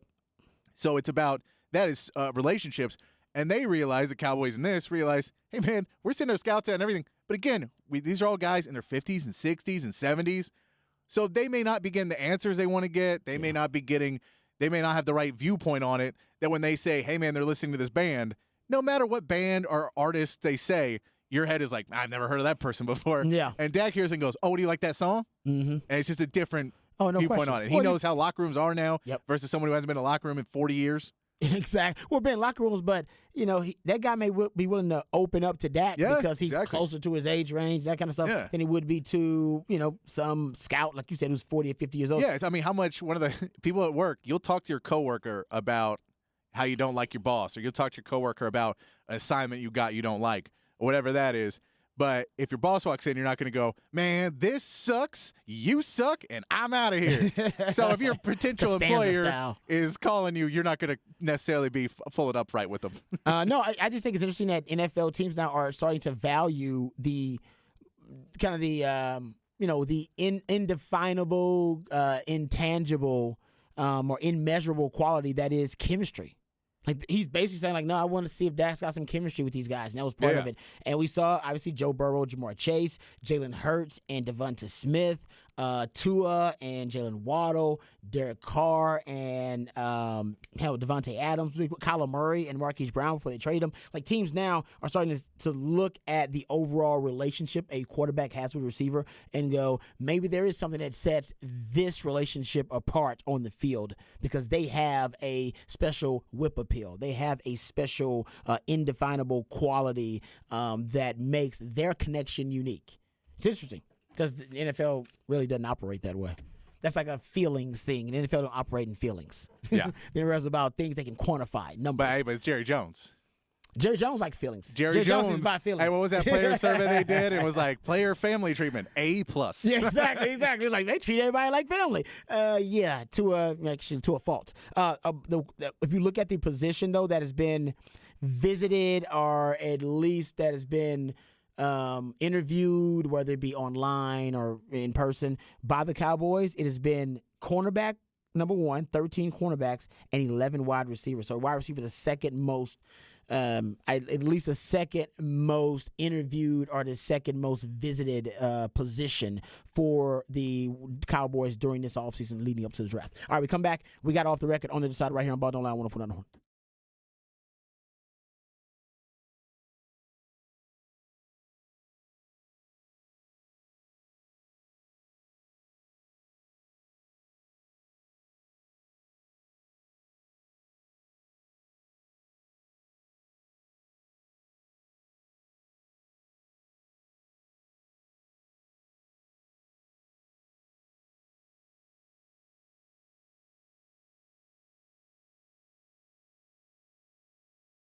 Hey, what's up, folks? Lifetime Longhorn Rod Babers here. If time is money, well, my friends over at Apple Leasing are in the business of saving you both. They're going to save you time, save you money, and also find you tremendous value. That's what they do here, and they've been doing it here in Austin for almost 40 years. They've been doing it the right way, and they want to help you. They want to help you find the car of your dreams, and they also want to help you find the price that you prefer. They can help you find the price you want, the payment you want on the car that you want. All it takes is one phone call or one click on Apple Leasing's website, and you'll get a quote on any make or model vehicle that you want. They can even give you an estimate on the value of your trade-in right over the phone. Apple Leasing simple interest, easy lease makes your life, well, simple because it gives you a lot more flexibility, which is going to give you a lot more possibilities and options to help you find the vehicle that fits you best, but more importantly, the vehicle that fits your budget best. Inflation is through the roof. It's never been more expensive to buy a new car, buy a used car, buy anything for that matter. So leasing actually makes more sense than ever. You're only paying for the part of the car you're actually using. So call Apple Leasing today at 512-346-9977. That's 512-346-9977. And let them see how much money they can save you. Apple Leasing gets all the same discounts and all the same incentives that the dealers do, except my friends at Apple Leasing, they pass those savings on to you, the customer. So give them a call, 512-346-9977, or visit appleleasing.com. That's appleleasing.com.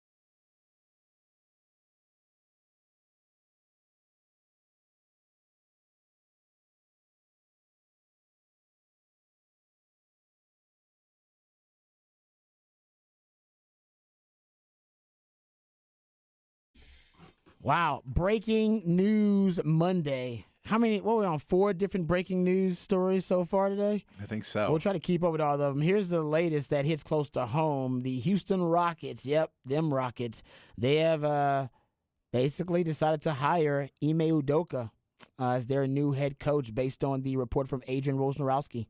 Shout out to my man CB, sent it to me. Shout out to CB at Chris GB002000. So Ime Udoka, I got to tell you, I'm a little surprised by this. I think Ime Udoka is actually now on the court as a coach.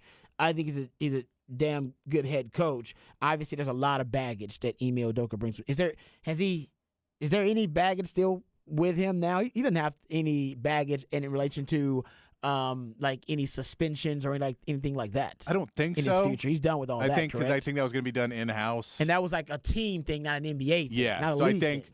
Okay. I think, and it's like a lot of that got pushed under the rug because people involved in it were apparently people important in the league or in the organization, so they didn't want all the names to come out and all of that stuff.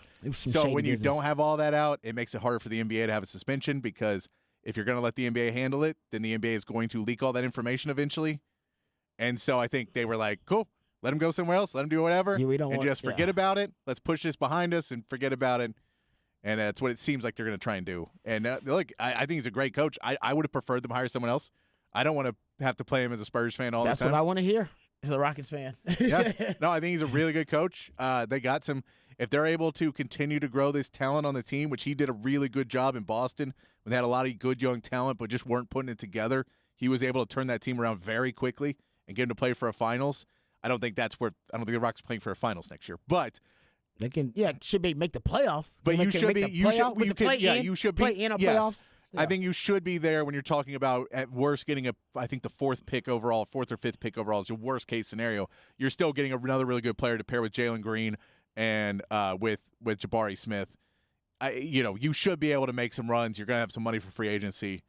You got rid of Eric Gordon in that contract this year as well. John Wall's gone now. You can kind of reset in Houston. Yeah, I think he understands there's a possibility if Wembanyama goes to H-Town. Oh, yeah. I'm not saying he's going there, but that's obviously between the Pistons and between the Spurs and the Rockets, if he goes there, that could change the trajectory of your career. I mean, you can become a Hall of Fame coach pretty much. Yeah. With just that one move. That if he is as good as everybody says he is. He is, and if he can keep it in his pants. Yes, in H-Town, you know what? It's the temptation. He's not married anymore, I don't believe.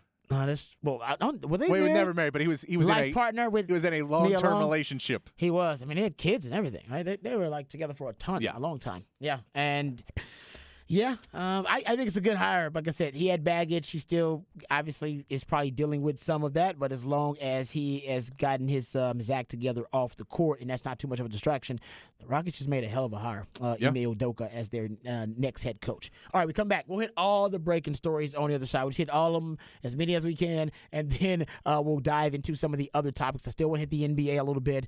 Peter King's mock draft. We also have the S2 cognition scores update that we'll get into as well. All that and more right here on Ball Don't Lie. Wonderful on the Horn.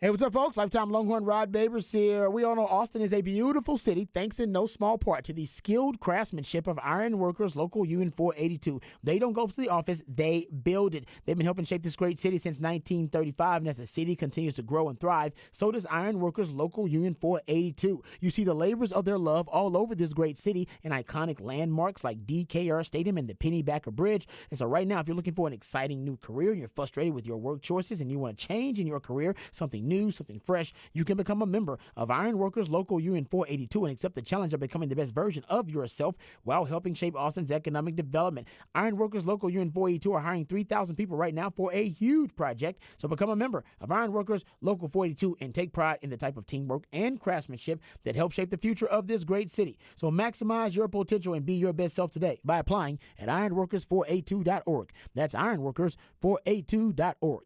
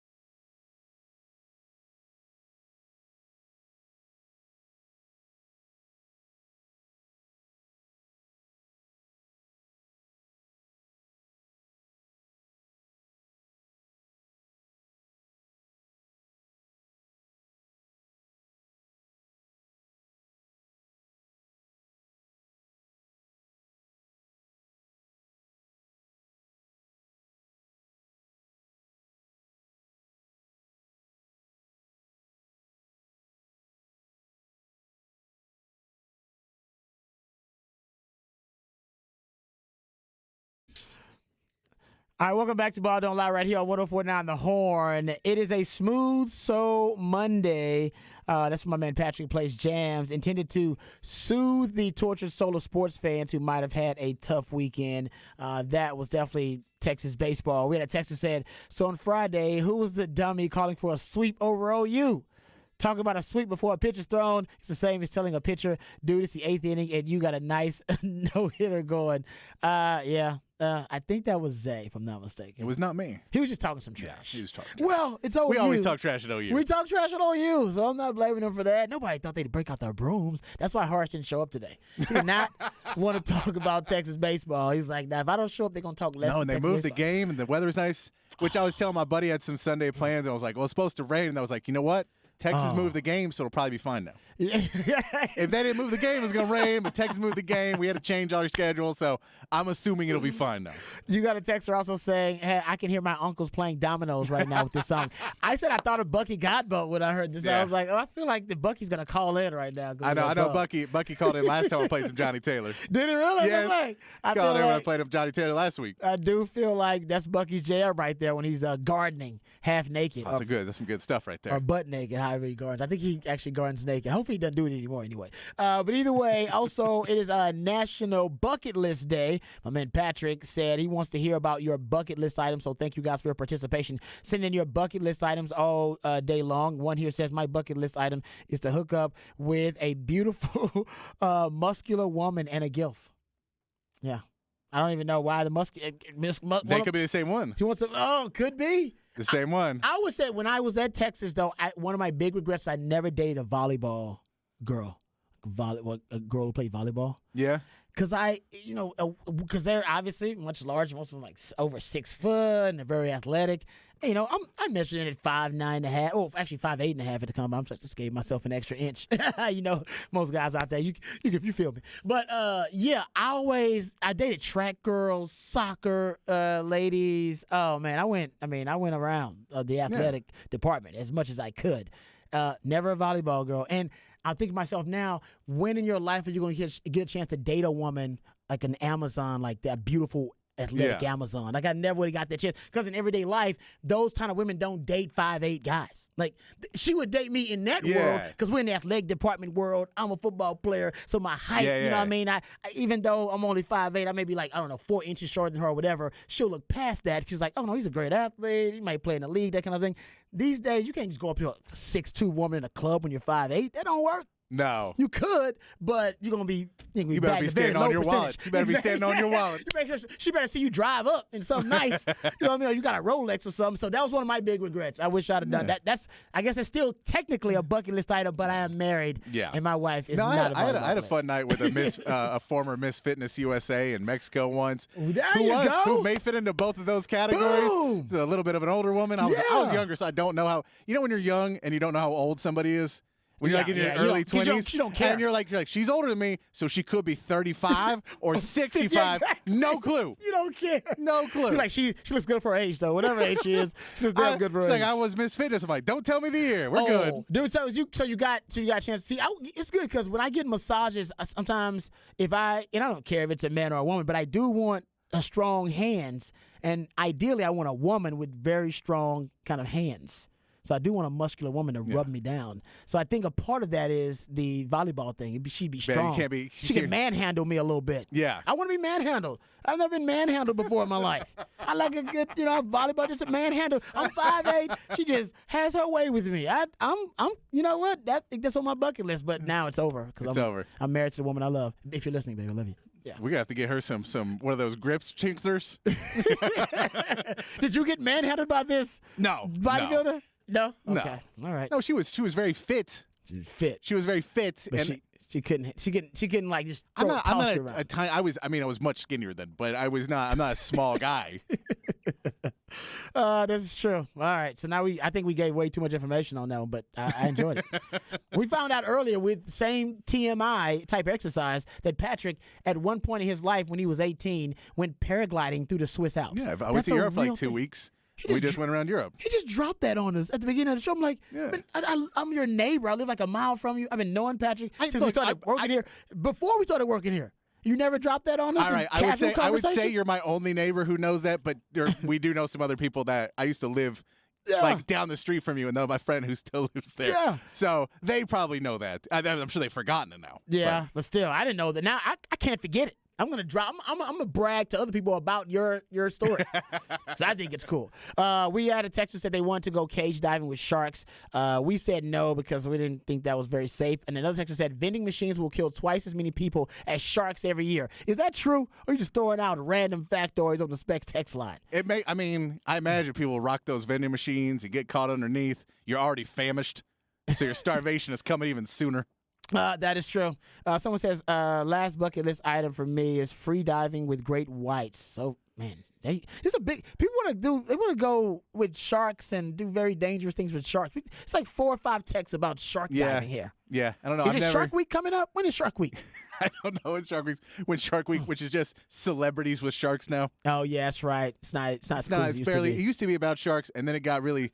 Then it was like all the people that are like, we're searching for this, and then you'd watch it for 6 hours, and at the end they'd be like, didn't find it. You're like, what? No, I stopped watching Shark Week when it was supposed to be Michael Phelps racing the shark. You remember this? Yeah. And it wasn't really ever Michael Phelps racing the shark. I thought, listen, they just put them in a tank right next to each other, separated by some, bulletproof glass, whatever, and let them race the damn shark. No, they didn't do that. It was like some computer-generated thing. So that's when I never went back to Shark Week after that. Done. I was sold the bill of goods. I was done. All right, bucket list items on the Specs text line. Keep hitting us up, 512-337-3776. All right, we're just going to go rapid fire through all the breaking news of the day. All right, we started off the show talking about good news for Texas basketball. Let's take that back. Great news for Texas basketball. Dylan Dessou returning to Texas. He announced that via social media over the weekend. Also, right on the heels of that, I want to say it was like within an hour of that news breaking, Caden Shedrick, via the transfer portal, also announced that he would also be committing to University of Texas. He is a top 20 transfer portal prospect based on the 247 rankings. I think they had him at 17th overall. He does have 2 years of eligibility left. Was averaging around a little less than 7 points per game, 5 rebounds, but is a force at the rim, protecting the rim. Averaged almost two blocks per game last season. So along with him and also Dylan Dessou returning, Texas basketball getting some much needed positive mojo and momentum. And now, Patrick, we can see it. It's starting to look a lot less cloudy, and we get more clarity about how Texas men's basketball is going to look, the future of it with Rodney Terry's vision. Yeah, I think we're starting to see, that he's definitely, unlike the Chris Beard model was not a great model for big men. So he was able to get some decent big men, but not centers and guys like Shedrick that are going to be good. Like, I don't know if that would have been a Chris Beard guy. Let's put it that way. And so we know he hasn't been – it's not like you're getting an all-star out of him where he's played a ton of minutes. He's going to get more minutes this year than he's probably gotten in years past, but he does have really good block numbers. He's got good rebounding numbers for the minutes he's played. I think he's going to add a lot to this team, and we get to see if Texas is able to land another guard or two, but Ron Holland coming in there too. Your front court is really starting to come together. Yeah. Anna Mekwe, who played some minutes for Texas this year, is going to be coming back as well, I believe. And so he will be a part of, this front court rotation. He may be slipping into that 3-2 position, kind of like Timmy Allen used to play. Yep. So we may see him in that little bit of rotation, depending on where the other transfers coming in the guard position. I like how you keep it positive, baby. We know there will be more transfers coming in the guard position because Texas doesn't have a full lineup of guards yet. So you're getting some. The question is, are you getting the guys you really, really want? Are you getting the leftovers in the transfer portal? Are you getting guys that are dying to come to Texas? Or are you stealing away teams from, like this Shelton was a guy that could have gone to Duke. Yeah.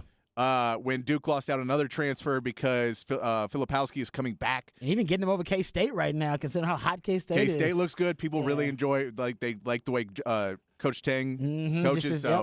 I love that news over the weekend for Coach Terry because, like I said, it wasn't bad news necessarily that Texas was getting via the headline since Coach Terry took over, but they weren't getting any good news. None of those kind of good mojo news stories. These are good mojo news stories that start a lot of momentum, and it's crazy to say this, but perception is reality in the transfer portal realm a little bit because they note that momentum is noticed. Yeah, and by we'll say other prospects in the transfer portal and stuff like that. I know Max Asmus, who's one of the top prospects in the transfer portal from Oral Roberts, was here last week.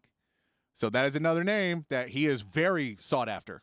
Basically, every college basketball program is trying to get him to come in as a graduate transfer out of Oral Roberts. And paying close attention to so additions. This news, I know he just came in. Maybe Dessou's happy with that news too. So hopefully, maybe. Hopefully. No, There's no lock on that one at all because the URI reports and basically every college basketball program is looking at him. And a shout out to BMDs, big money donors out there. Like I said, Dylan Dessou, I believe the big issue was just kind of what I was able to piece together was that he did want to come back to Texas, but the potential revenue or the potential payoff for him going pro would have outweighed what he would have made in NIL money here at Texas. And I believe basically they just needed to agree on a figure that would have been suitable for him to come back to Texas, and obviously they were able to step up to the plate. So shout out to the BMDs, big money donors, because I do think NIL played a huge role in Dylan Dessou coming back to the 40 acres. All right, other big news today in the NFL world, it is a done deal. It's actually something that broke live on air. Adam Schefter, I believe it was on NFL Live, when he got a text, and he read the text, and the text was that Aaron Rodgers had been traded to the Jets, Jets. Yes, you got a pick swap. First of all, the Jets get Aaron Rodgers, and then they also get the number 15 pick in the 2023 draft, so a first-round pick in the 2023 draft and a fifth-round pick. The Packers are going to get the number 13 pick in the 2023 draft, so that'll be basically that pick swap, if you will. All right, that will be a pick swap. And then they'll also get a sixth-round pick, and they also get a second-round pick. And if Aaron Rodgers plays at least 65% of the snaps, there's a second-round pick that is conditional that will become a first-round pick in 2024. So if you just want to simplify it, I think the fifth and the sixth-round pick cancel each other out pretty much. Draft value chart probably would have the difference negligible. I believe the first-round pick swaps, 15th and 13th, that cancel each other out. So what you're looking at is Aaron Rodgers traded for a second-round pick and either a second or a first. So basically 2 seconds or a first and a second. That's basically what it came down to, in my opinion. And honestly, I like the trade for both sides.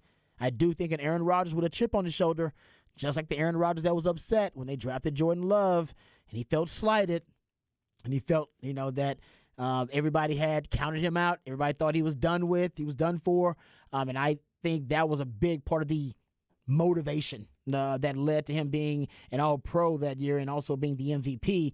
I think you have a similarly motivated Aaron Rodgers with a chip on his shoulder right now that has read all the headlines about how people are frustrated with Aaron Rodgers, how he's a diva, how he's, right now he's more of a headache than he is a help to any organization.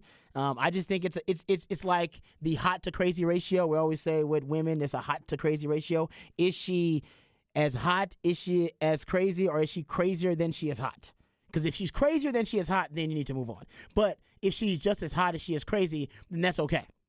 As long as she doesn't cross the Vicky Mendoza diagonal. A lot of people believe that Aaron Rodgers had crossed the Vicky Mendoza diagonal and he was crazier. The darkness retreats, the ayahuasca, always not getting into it with teammates, but is he not being openly friendly and amicable with all of his teammates? Some people thought, that's way too much that's more of a burden than a benefit. I still think he is just as hot as he is crazy. He's right there on the cusp. Like our texter said, if you watch Ted Lasso, he is Zava. And Zava's legit. Zava works. Zava scores. Zava keeps him in games. But Zava will end up having a potential detrimental effect on the team if there aren't certain guardrails put in place. And I go back to Patrick's point about Robert Saleh. Yeah. And that's the point, is Robert Saleh going to be able to work with Aaron Rodgers well enough if this offense doesn't, if things don't click? Because if everything clicks, Robert Saleh's got the defense running, and Nathaniel Hackett and Aaron Rodgers got that offense running, and they're winning games, then it's smooth sailing. There's no problem. Now, normally, injuries happen. Normally, there's going to be bumps in the road. a team figures out your offensive game plan and, you have a rough week or whatever, how is Robert Saleh going to be able to deal with that? How is he going to deal when Aaron Rodgers comes in and he hears that there's a leak? Or he hears that this news story got out of him. Wide receivers are saying that Aaron Rodgers is hard to work with. Mm-hmm. How is he going to deal with that? Those type of things is going to be a big question. I'll add on to your chip on the shoulder. If we've seen Aaron Rodgers reacting to people saying the Jets only hired Nathaniel Hackett because they were going after Aaron Rodgers, his reaction has been, don't say that about Nathaniel Hackett. He's a really great coach. And to say that belittles him, I think that's another chip, is that he feels that he got the raw end of the stick with Denver, and so he wants to win for the Nathaniel Hackett as well because that's his friend. And he's like, y'all saying that my friend sucks at coaching, so I want to go prove everybody that they're wrong about that too. That is so true because remember, initially Denver hires them. The report is that they want to be in the Aaron Rodgers sweepstakes, and they felt the best way to get in the Aaron Rodgers sweepstakes was to hire his BFF. Yeah. And they thought, we don't get him this year, maybe we'll get him another year. Then, of course, they end up settling on Russell Wilson. That's a great point, Patrick. I say obviously, Nathaniel Hackett's motivated too, but I think when you got an Aaron Rodgers with a chip on his shoulder, that's when he's at his best. It really is when he's at his best.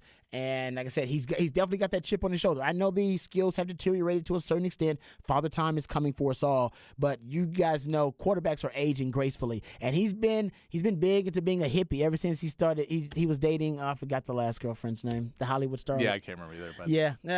She was kind of a hippie. And I think he's getting into kind of, taking care of his body, being more natural, that kind of stuff. He's speaking at the convention for... Oh yeah, he's speaking at the psychedelic, right? It's psychedelic. It's like one of those, whatever it's called. Yeah, yes, he is speaking there. Yes, he is. He's like the keynote speaker. Yeah. Well, I mean, Aaron Rodgers ain't going to be the secondary speaker anywhere.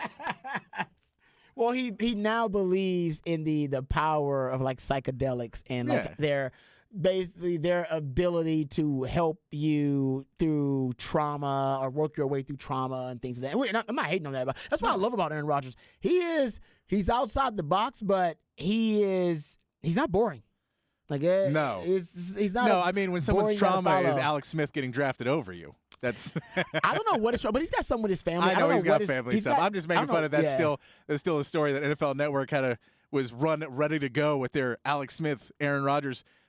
2 hours after that news broke, put it on TV, run the special. I know, and Aaron Rodgers, because he is, unfortunately, he's got a lot of diva in him, and your culture's got to be right, because Aaron Rodgers, I do believe, can toxify a culture over time. Yeah. The beauty for the Jets is, because they got a lot of great young talent, and all those great young players are going to be looking up to Aaron Rodgers, Zava.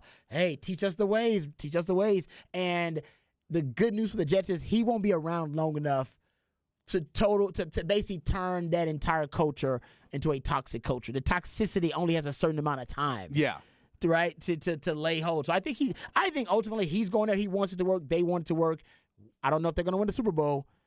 Will they make the playoffs is the question. That's the question. They have to make the playoffs, right? So they will make the playoffs. Yeah. Unless something goes... That division alone is tough. It is, but I think unless something goes catastrophically wrong...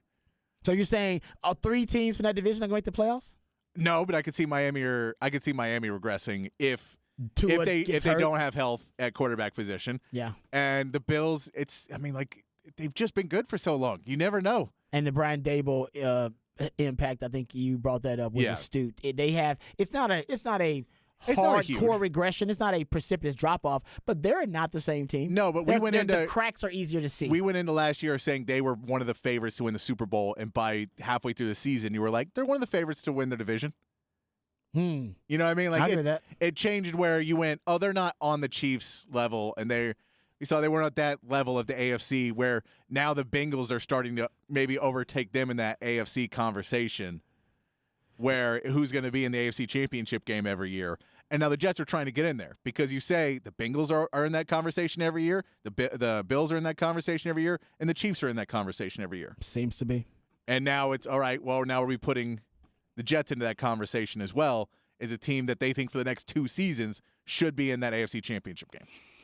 Yeah, I'm rooting for it. I think it'd be good for the league for it all to work. And then what does Rodgers do in New York City? New York City, Aaron Rodgers? I can't because I can't wait for the media to follow him because we all agree the media in Green Bay, that's small town politics. Yeah. So they've done a ton of favors to help Aaron Rodgers look good in the media, look good in the press. And the New York media, they don't really operate that way. But the Kim Kardashian, Nicki Minaj, Serena Williams house, Cardi B house, Megan Thee Stallion's house, but is New York needs to be on their best behavior because if not, he's going to want out. After the first year, he's gonna say, "I don't like the city. I don't like the people. I don't like the fans." So everybody needs to, be delicate. He's fragile right now. Yeah, he'll just retire. So I wonder if the media will have a little bit of. They won't. I wonder if some of the fans may have kid gloves when it comes to Aaron Rodgers because they know if it's not a good experience, he's gonna be gone. Yeah, and for the record, the last time the Packers traded a quarterback to the Jets, he did retire, and then came back and played for the Vikings. Just saying that happened the last time they traded Brett Favre to the Jets. He then retired and then came back. I know it's so weird how history is literally repeating itself with these. They got a quarterback they drafted in Jordan Love. Basically, Aaron Rodgers was Jordan Love, except to Brett Favre. Trade into the Jets. Trade their Hall of Fame. And boy, if the Packers could say we'll do it again in a heartbeat. Yeah, if Jordan Love could be the next Hall of Famer we drafted a quarterback, please let history repeat itself. As long as Aaron Rodgers doesn't allegedly send a picture of his Danny Woodhead to a female member of the media, I think we're going to be good. He will, but it's from a dark room, so you can't see it. Do we remember that? Do you remember this? Yeah, no. He also stole massive amounts of money from welfare funds in Mississippi. He has not had a great year, allegedly. He has not. Remember that? He's also suing members of the media. Yes, allegedly, true. I don't want to. You gotta say allegedly now for everything. I don't want to get sued too. That's the Mississippi thing. I think now is fact. We know that he took money, misappropriated funds. There you go. From those in the community that may have needed it. The picture of his, like I said, his Danny Woodhead that he sent. That was allegedly. Allegedly. But he got in trouble for it, I'm pretty sure. So he allegedly got in trouble for it. Well, the only woman that would have been able to identify, well, I don't know, the only woman, but only a few women would have been able to identify. I'll tell you, there's a bunch of women in Mississippi who could identify it. Hopefully not, but if... In college days. Wifey knew, though. Wifey looked at it and was like, damn you, Brett. That's not me. Oh, it's you. Wifey knew. She's looked at it. It took her 3 seconds. I know them jeans. I know them jeans. All right. It's Roger of the Day coming up next. We'll get back to some of the top items. We got to talk NFL news, notes, and nuggets. Will Levis now favored to be the second overall pick. What the hell does that mean for the Houston Texans? We'll discuss it. And also, we have an update on the S2 cognition scores that were leaked last week. We'll play that for you as well. Tons of breaking news and tons of sports stories coming up next right here on Ball Don't Lie 104 on the Horn.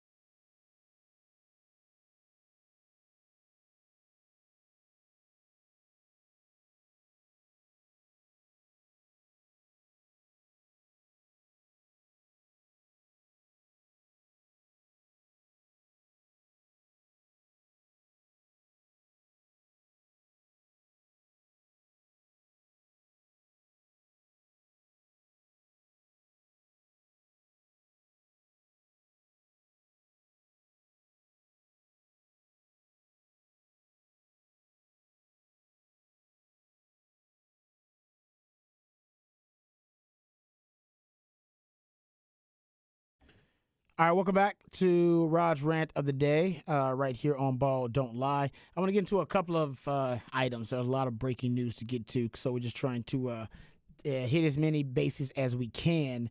But there was obviously this S2 cognition test has become a big topic of conversation lately because the closer we get to the draft, these scores of this cognition test have been leaked out. Now, we don't know if these are the accurate scores or not. Patrick brought that point up last week that even though these scores are out there, there's no guarantee that these are the scores, the actual scores. We're just, based on the credibility of the reporter, we're just hoping that they're doing their due diligence and that these guys are trying to report the most accurate information. But even they could be getting the wrong information, too. It was reported by Bob McGinn, who is actually a very respected sports journalist, has been for a really long time, and he's got a lot of connections. So that's why the credibility of the report has not really been called into question, not by a ton of people. The report from Bob McGinn said that on this S2 cognition test, that Bryce Young got a 98% on this test. Jake Haener got 96%. Will Levis got 93%, along with Jaren Hall. Clayton Tune got 84%. Anthony Richardson, 79%. Hendon Hooker, 46%. And C.J. Stroud, 18%.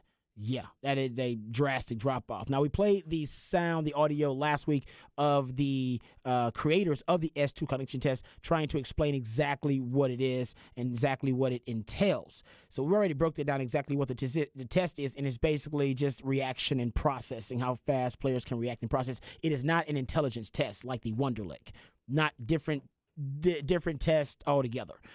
But it has become really popular among the scouts. So this score, or at least this report about the C.J. Stroud score, because the rest of the scores just seemed like, they were average, or at least hovering around the average, or at least they were complimentary to that quarterback. Him and Hendon Hooker were the only two that were lower. And I think they said the average is around 80. That average is around 80 something. Remember, Brock Purdy scored the highest on the cognition test last year, and of course that looked like it transitioned really well. I think I read that Joe Burrow scored a 97 on the S2 cognition test this year, and that was a really big deal because it showed that he had high level processing for a quarterback.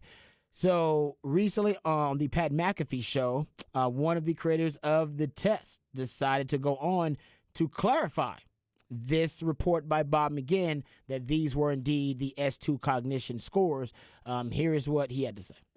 The Stroud one was being used against them, and I know that is not what you guys wanted at all. Where do the leaks come from, you think? Are the leaks accurate, and what should we take from that particular leak?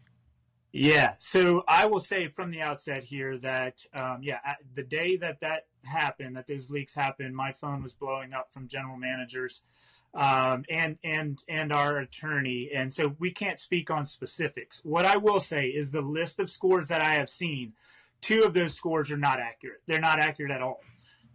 And some of the reason could be for narrative purposes. The other reason is that they don't have context. So somebody could have gotten a list of very early scores. One of the athletes on that particular list, I know, had a difficult time making his way to the All-Star game. Things were delayed. He was in high demand. He was hungry, tired. It was 11 p.m., didn't want to do it. He was frustrated. We administered the test because we're asked to. We knew at that point in time, hey, we'll get you again. We'll get you at your pro day, your 30 visit. We did that, and his score is significantly higher than what is being reported in the media. Okay. So I'm just saying that. I'm not saying that it was C.J. Stroud. Okay. You're not saying. Just that for context purposes, the scores that were leaked, there are a couple of them that are inaccurate, and there needs to be context behind that. Okay. So he didn't say it was Stroud's score that was low, but he did at least leave it open, the discussion open, that his scores may have been inaccurate. The scores that were leaked out about C.J. Stroud. I would have to think that 18 is inaccurate. If 80 is the average, and they're saying that Bryce Young got the 98 on the score. Yeah. I'm going to say that C.J. Stroud, that 18 is probably wrong. And if not, then why isn't David Mulligetta, who's the agent of C.J. Stroud, who I have said is arguably the Johnny Cochran of NFL agents because he got Deshaun Watson a fully guaranteed deal with multiple allegations of sexual misconduct against him. But I digress. He's damn good at his job. He knows what he's doing. He ain't no fool. All right, he lives right here in the ATX. So if he is letting, and maybe that was part of him pushing back, is to have this guy come out on the Pat McAfee show.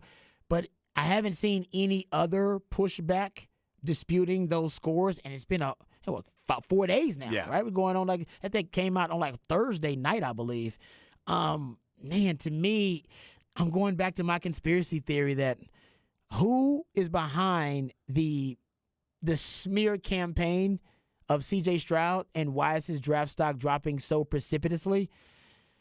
I don't know. Like I said, if I'm going to get on the conspiracy theory on a grassy knoll, and like I said, we're just throwing out strange, crazy conspiracy theories, I'm going to go with it's David Mulugheta. He wants the draft stock to drop because he doesn't want the Texans to draft C.J. Stroud. And I mean, I think Hardy said it from the beginning, too, that he says the reason they're not fighting back is because they know where they're going, and they're fine with where they're going. Could be. And maybe that's the Texans.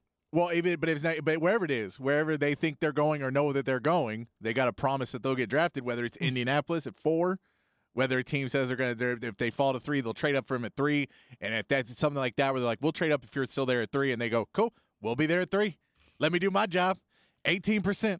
We'll be there at 3. No, it makes sense. That makes sense, too, because we know David Mulugheta is really good at his job. Yeah, and I'll also tell you, I think one of the reasons this guy's coming out is because he knows, well, if we say this guy got 18% and then he comes out and plays well because he didn't get 18%, then our test looks stupid, too. That is true. Because now people go, oh, this test is not the definitive thing because this guy got such a bad, and he's fine.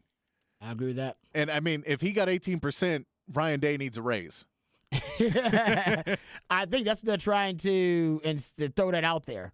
But like I said, we don't know who's behind. It could be the Texans. Like I said, the Texans could be deciding to go away from the number 2 overall pick. They don't want to draft a quarterback with that number 2 overall pick, or maybe they want to trade out of that position, whatever. And they know there will be a ton of public blowback against them if they, obviously go away from number 2 or don't draft the quarterback.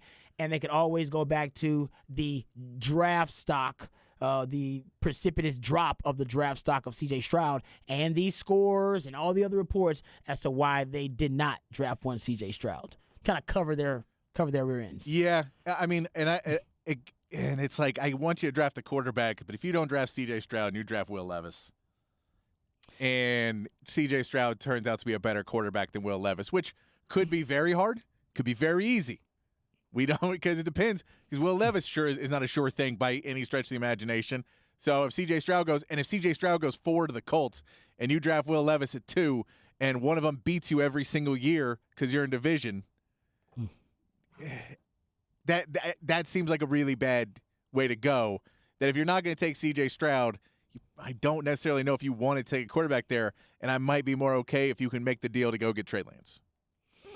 Yeah, no, I'm with you. I think the Trey Lance thing is an interesting alternative if they don't like the quarterbacks in the draft. If they fell in love with Bryce Young and no longer, believe that Bryce Young is an option because he's going to pick number 1 overall when all the different wise guys in Vegas and all the Vegas insiders, they have Bryce Young with the best odds to go number 1 overall. I would think about the Trey Lance deal, and I would try to see if my evaluation of Trey Lance, especially since this staff has familiarity with him, if it's a better overall evaluation of Will Levis or C.J. Stroud. And how did Trey Lance score on this S2 cognition test? Yeah. Was there a report about that? So the report was that he originally they thought it was around 70 to 80, and then they said, well, actually it's a lot closer to what Brock Purdy got. And so maybe it was a similar situation to this, that the original leak was not the final test he took or something like that. It seems like there's much more that come to this test than just one number. And then people are looking at one number. And and the texts are right. The teams all have this information. And I know the teams picking, a lot of teams are run very well. And they are run without noise coming in from the outside. And then there's teams like the Texans who do have to listen to some outside noise because they're trying to keep season ticket holders at any, you have to somewhere keep them, and they have lost them at a large rate every single year. And you have owners that are going to listen to outside noise, even though the GMs and everybody else may say, hey man, that's all not true. He goes, well, I don't know. I don't know about that. There are owners that do that. Yeah, I know. Like I said, one of the factors, or at least one of the different contributing factors to my conspiracy theory about Mulligata is that one of the working theories is that the Texans don't want to work with Mulligata anymore. Like they because of the Deshaun Watson thing, that they'd rather just not mess with a Mulligata client or anything like that. Like I said, these are conspiracy theories because behind the scenes, the Texans haven't leaked a lot, and there's not a lot coming out of the Texans camp. But all the reports that are at least credible have the Texans at least now leaning away from C.J. Stroud, and maybe it's because they just want everybody off the scent and they want C.J. Stroud. But I don't see why. Maybe they want teams to trade with him. Still don't see why so much mystery now. They're open to trading number 2 overall pick. They basically hinted they're not going to draft quarterback with number 2 overall pick, which I don't understand. Like, you would think they could be, because a lot of teams have been, open and forthcoming enough to go, oh, no, we're drafting a quarterback. We won't tell you what quarterback we're drafting, but we're drafting a quarterback. Yeah. And the Texans won't even admit that. Yeah, like the Panthers are telling you we're drafting a quarterback. We're not telling you who. Everybody assumes we know who. But they are not saying. Indy's basically saying we're drafting a quarterback. Yeah. We don't tell you who, but we're drafting the QB. Yeah. And the Texans will not say anything. They're being tight-lipped, which is good. You want to be tight-lipped as an organization. You should be glad that you don't apparently have any leaks right now. But at the same time, there's no one that has a lot of faith in you to not mess this up. Yeah. And I don't either. I'm a Texans fan. I do not have faith in the Texans to avoid their dysfunction and ineptitude in this draft. It's going to come back to haunt them. It has it every step of the way. It has every step of the way. They cannot avoid being their own worst enemy. They did it when they fired David Culley and hired Lovie Smith. They did it when they fired Lovie Smith before the last game of the season, screwed up the tankathon, so they got the number 2 overall pick. They did it again when they couldn't trade up for the number 1 overall pick, you did it when you re-signed Brandon Cooks to an extension and then tried to trade him. Exactly. You've done it. You've shot yourself in the foot plenty of times throughout this. And so I liked the D'Amico Ryans move. That was a quality move. That was a great move by them. Yeah. I love that hire. Other than that, the draft, Nick Caserio's draft, his first draft was good. It was good. Now, he didn't have any first or second round picks. Remember, he started in the 3rd round, I believe. Yeah, with that. They gave up everything. They gave up and a lot. They were still had that Laramie Tunsil trade. Then at the next year, they also had a good draft because they had the Jalen Petrie and the Kenyon Green. So his drafts have actually been pretty good. He passed on Sauce Gardner, though.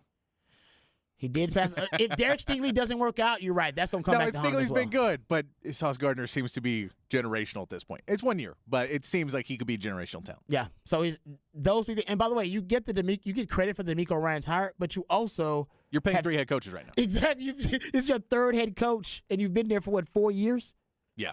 So I don't know if I can give you a ton of credit for that. That seemed to be easy. You've been working on screwing up the head coach thing for a while, too. D'Amico Ryans seemed to be a no-brainer for him. But anyway, we'll get back to some more of the NFL news, notes, and nuggets. That was just clarity on the S2 cognition scores. But at this point, it's the silly season for a reason. We come back, we'll get into some other off-the-record stuff, but most of this is back on the record. We got to talk NBA. There are tons of NBA breaking news stories out there to get to. Rockets have a new head coach. Also, injury updates to some of these star power in the NBA playoffs. All that and more right here on Ball Don't Lie, 104.9 The Horn.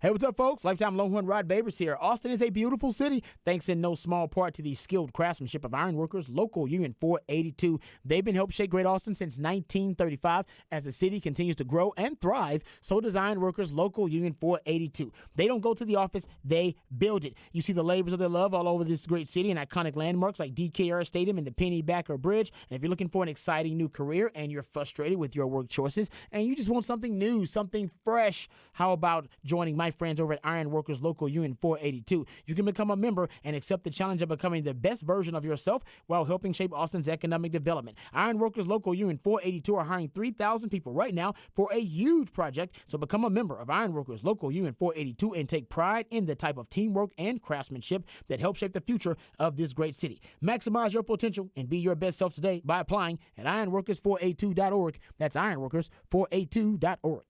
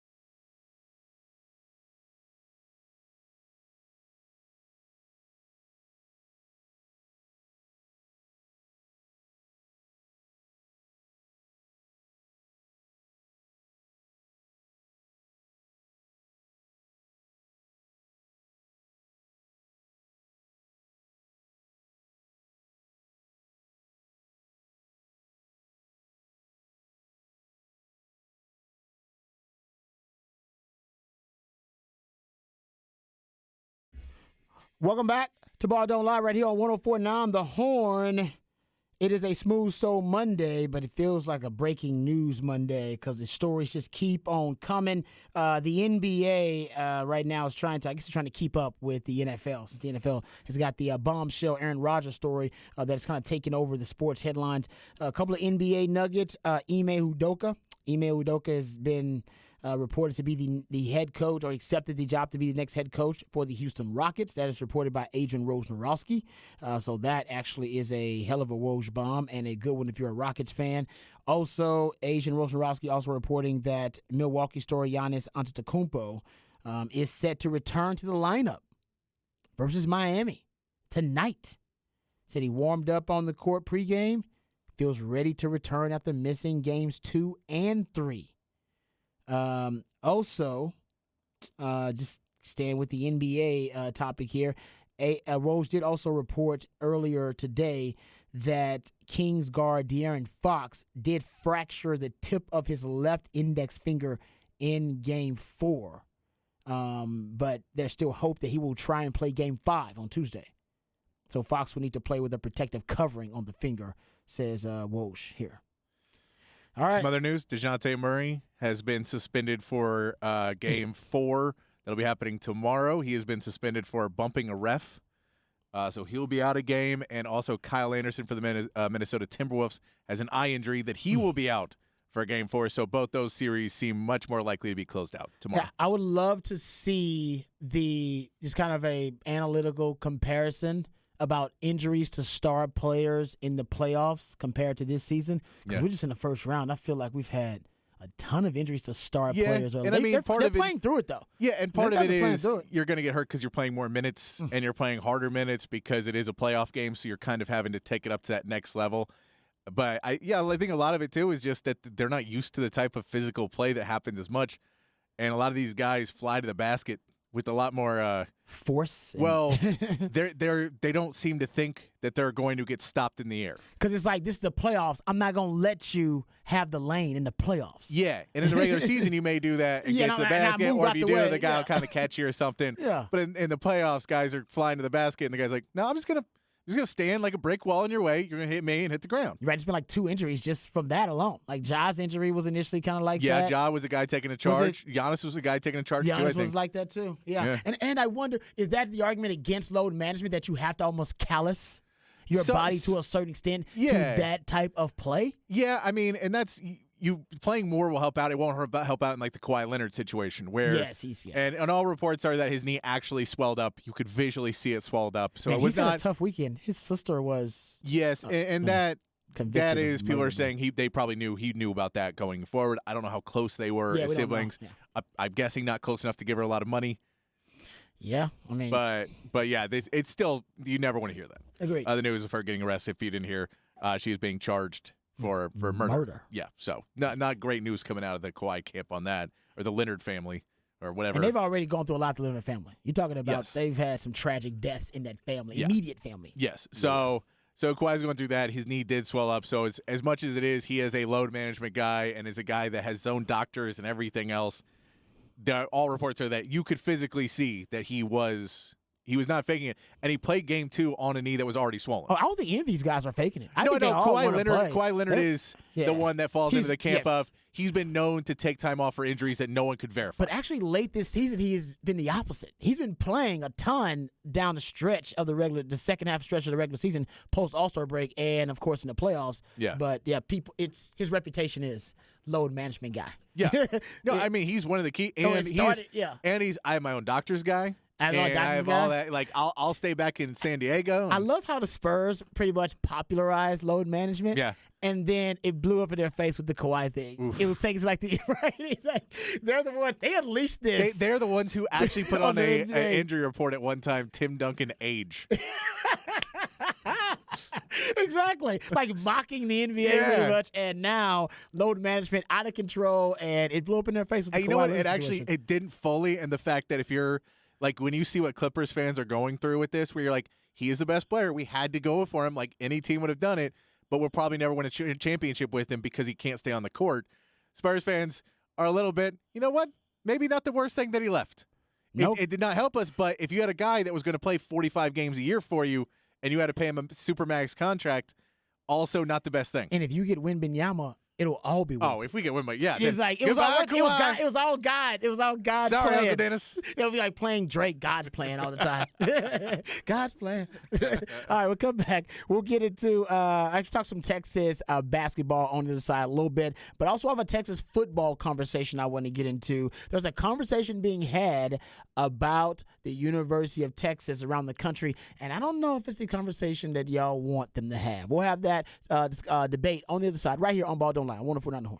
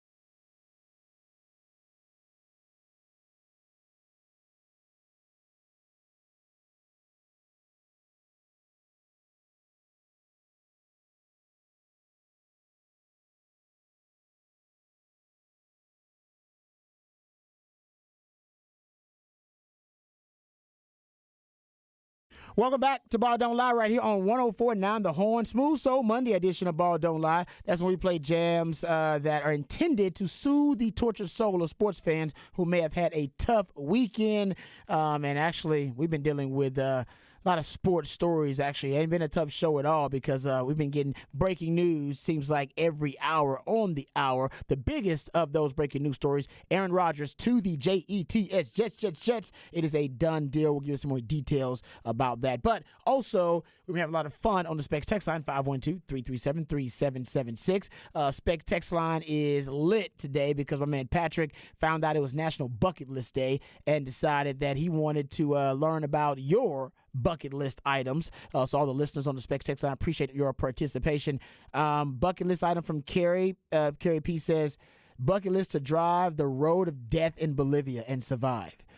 See, a lot of these bucket list items are trying to test the basic parameters of death, like how and close survive is at the end of any of mine. Yes, you got a lot. You're swimming with sharks on y'all's bucket list, stuff like that.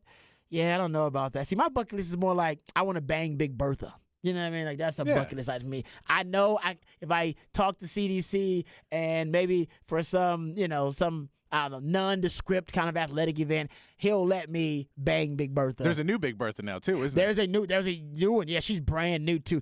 Honestly, I want to bang old Big Bertha. I want the older one. Yeah. Because that's There's more history in old Big Bertha. Exactly. I think Craig banged old Big Bertha, Keith Moreland, like all the legends, VY. Yeah. I want to bang the same Bertha that the legends got to bang. This one is brand new. And wait, by the way, Bertha is a drum. I probably should have led with that. Yeah. I apologize.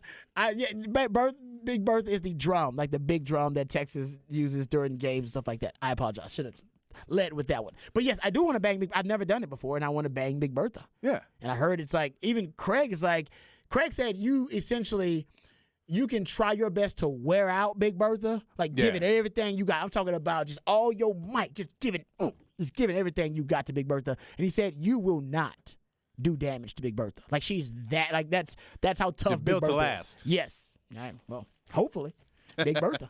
Anyway, Specs text line always lit with your bucket list items. Hit us up for your bucket list items. I know. I am married. Banging Big Bertha. Thank you, texter. It is based. It's a drum. I set it up the wrong way, and we've been talking about sexual exploits and stuff like that. So that's my fault. I set it up the wrong way. Anyway, let's get to some Texas basketball discussion, and I want to talk a little Texas football before we dive right back into the NFL and the NBA. And also, Specs text on 512-337-3776. I promise you we'll get back to some of those bucket list items as well. And I'll give you my bucket list before I leave. How many items on your bucket list, Patrick? Oh, I don't even know if I have 3. You don't got 3 yet? No, I don't really have. I definitely have one, like a serious one. The Big Bertha thing is kind of serious, but I think I can check that one off pretty. I have one that actually I want to do before I kick the bucket. Okay. That I gotta do this thing. I've had a pretty good life that I've done a lot of things that I really want to do, and then now I'm getting older where I don't want to do anything anymore. So that cross section there has cut a lot of them off. Well, if you're 18 years old and you're paragliding through the Swiss Alps, I'll admit you definitely checked off some things that most people would never even dream of. I rode being a able to check donkey at a off. bullfight in Mexico. Like You I've done crazy things. Rewind. What you say? Rode a donkey at a bullfight in Mexico. You rode a donkey. Yeah. In a bullfight in Mexico. Like in the ring? In the ring, yeah. You rode a donkey. Wow, Yeah. were you what were you, the entertainment? No. We went to the thing. I was working for a band that was playing down there, and then we went out, and then the worst part was 2 of my buddies did that. You ever see the thing in Jackass where they have the seesaw? Yes, They did that with the bull running underneath them. So they did that, which they didn't know that was going to happen. So they were on the seesaw. They released the bull. Yeah, they were in there? the seat, and then we just hear the guy go, "Here comes the bull," and we're like, "Oh man, that is way worse than we thought was going to happen." Hold up, man. Hold up. They didn't have to make you sign like a waiver. They did, which in Mexico is probably not a good sign. And I guess you probably didn't read it. Like Yeah, we've been drinking for a while that day too. That is fantastic. And so when you there was no bull in when you were riding a donkey. You was riding a donkey. No. I got in, and I remember I got on the one donkey, and the guy gets on the other, and it's a race. And then the guy just looks at me and he goes, "Don't worry, you got the calm one." I'm like, "Cool." Nice donkey ride around a bullfight with people cheering. There you go, people. See, at the beginning of the show, I learned that Patrick had been paragliding through the Swiss Alps at 18. And now at the end of the show, essentially almost the end, I am learning that he also rode a donkey doing a bullfighting, it was a bullfight event, yes. Bullfighting event. Yeah. A bullfight. That's a bullfight. Right? Yeah. Wow. That's see, unbelievable. So you can see why I don't have a ton of things. I've done a bunch of crazy stuff. Yeah, I would say being in a bullfighting ring, even if it's not with a bull. Well, and this was after the bull had just come in and my other friends, and I was drunk enough to be like, that seemed like fun. How long did the seesaw thing last? How long? Way too long. It was hilarious for 3 minutes, and it seems like it went on for like 10. It should be a 90-second thing at max. No, yeah, it was. Dude, that's your. I'll show you some video of it sometime. The longer you stay, the odds of you living through that or not being severely harmed is like drop. Yeah, and there was a lot of close calls in it, too. Yeah, that's okay. See, I learn something new about Patrick every day, and I'm learning something new during the bucket list, the National Bucket List Day, I should say. All right, let's get to Texas basketball just really quickly. Let's cover the big news for Texas basketball because it is great news. Texas basketball fans should be excited, and a lot of them were waiting on this news. Dylan Disu, indeed, returning to the University of Texas. He announced it via social media, and also he, along with his big news, almost on the heels of it, Texas also learned that they were acquiring Caden Shedrick via the transfer portal. He will be a transfer portal prospect. He's actually ranked, I believe 247 has him ranked at the 17th overall prospect, and he will also be coming to University of Texas because he committed, and I saw the video. It was something that was a highly watched event across the country because Duke fans, Xavier fans, K-State fans, Missouri fans all thought they had a chance to acquire the services of Caden Shedrick, but Rodney Terry and Texas men's basketball, they end up winning the Caden Shedrick sweepstakes, if you will, and now they have two really elite front court defenders for sure, the guys who can defend the rim, and that was one of the things he did really well, almost averaged 2 blocks per game last season, only a little around 7 points per game on average, but it is believed that in Rodney Terry's system, he will have more of a chance to flourish and blossom offensively because his focus, or at least the focus on his skill set, has mostly been on the defensive side of the ball. Yeah.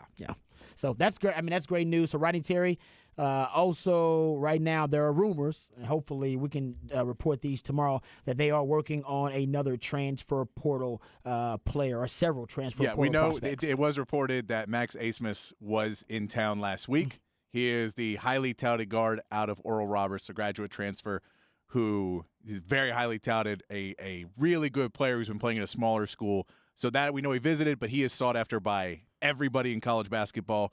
So it's not an easy get, but if that's a name that if you hear that name coming out from anywhere, that's a big target. And I know he was here. I believe he visited K-State last week as well.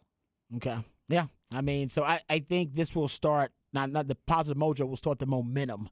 And I imagine a lot of these guys around the country, when they start to look at different rosters as transfer portal players and prospects, that the more talent that you can start to build and start to give them at least a vision of what you're trying to execute, what you're trying to create and construct, I think it makes you a lot more attractive to those transfer portal prospects. So at least we know now some of the players that Texas will be presenting as their Texas basketball team in 2023. That front court is looking better and better when we say, Dylan Disu coming back, of course, a huge piece.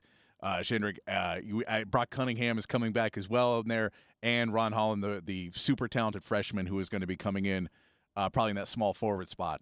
It's a really good front court. We're waiting on Dylan Mitchell because he declared for the NBA draft without an agent, of course, didn't hire an agent, so he still has the option to come back. Also waiting on Tyrese Hunter, who's in a similar position because he also declared without hiring an agent. So those two names, and we don't know exactly how deep into the process they will go, but we assume they're going to see the draft process through, and then maybe you have some more good news if you're a Texas basketball fan about those. And we'll also look, May 16th, I believe, is the draft lottery. So that may give you a little bit more because that is, as Spurs, Rockets, and Pistons fans are really caring about that one. Big day. But not only that, it is something where now it sets up your draft lottery. So that's when teams can get even more serious about telling recruits and telling people, hey, this is where we're looking at you, because then your draft order is set. So that can help with agents or help with whoever the people are talking to. Yeah. That, hey, maybe, you're going to fall further down and none of these teams are as interested. But you'll get a little bit better of a picture in mid-May. Okay. All right. So great news, I should say, for Texas men's basketball. Let's jump over to Texas football. Of course, we're still discussing some of the remnants, if you will, from the breakdown of the Texas spring game. And I was listening to, I believe it was Josh Pate. I believe that's the way you pronounce his name. He does a great job as a college football analyst for 247 Sports. And I was also getting a chance to, and shout out to at Doc Texas, because he's the one I think I saw it via his Twitter account. There was also a discussion about Texas football on the On3 Sports show, that YouTube show, where Jesse Simonton, I believe was his name. Jesse Simonton also was discussing Texas spring game, and both these are separate companies, separate broadcasts, and they both brought up a very interesting point. And the point they brought up was about Malik Murphy.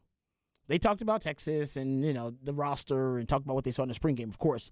But I thought it was really interesting that both of those different broadcasts, different companies, also covering college football, they brought the performance of Malik Murphy and how his performance in the spring game could signal, all right, to other programs around the country that Malik Murphy may be the answer to their quarterback issues. Let's play the Josh Pate one first. We got this, Patrick? Here's Josh Pate. He has a summary, just an overall breakdown of Texas spring game, and he goes on a little Malik Murphy rant. Then there's this guy named Malik Murphy. Malik Murphy can throw the ball about, I'd say, 450 some odd yards in the air. Not on the moon either, right here on Earth. He opened some people's eyes yesterday. I don't just think in Austin, Texas. I think if you probably check his most recent followers on the socials, you'll find staffers from all different sorts of schools following him. Now, I am not suggesting that anyone would ever preemptively try and tamper with anyone's roster out there for a position like quarterback. I'm not suggesting that, except that I am. So Malik Murphy shined yesterday, and while I don't think he's going to insert his name into the starting rotation this year, that's a deep quarterback room. And I don't know why people doubted me about the wide receiver room either, but if you watched their spring game yesterday, I don't know how you can take away anything other than Texas has one of the best receiver rooms in the country. All right. He actually goes on to brag about the receivers a little bit more, but I want to stay focused on the quarterback position. We've talked about how talented and deep that wide receiver room is. Even, I think that was our first observation after watching Texas during the spring game. So the other cut here, and shout out to my man Doc_Texas. Always does a great job just tweeting about Texas sports. Shout out. He tweeted out a video of Jesse Simonton on 3 Sports. They're doing a breakdown of Texas and the quarterback position overall at Texas, and then they get into the upside of one Malik Murphy.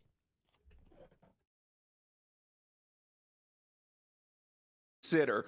What do you think he should do? Just, we're stepping in here for Malik Murphy, but what do you think he should do? Battle it out at Texas and potentially take over an offense with a whole bunch of weapons, but risk sitting the bench behind Quinn Ewers, or be handed the keys to a rebuilding offense at a place like Auburn or maybe even Florida?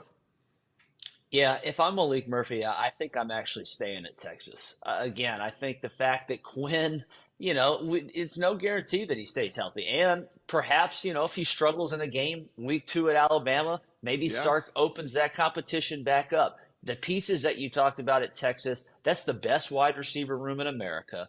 That's one of the top offensive starting lines in the country.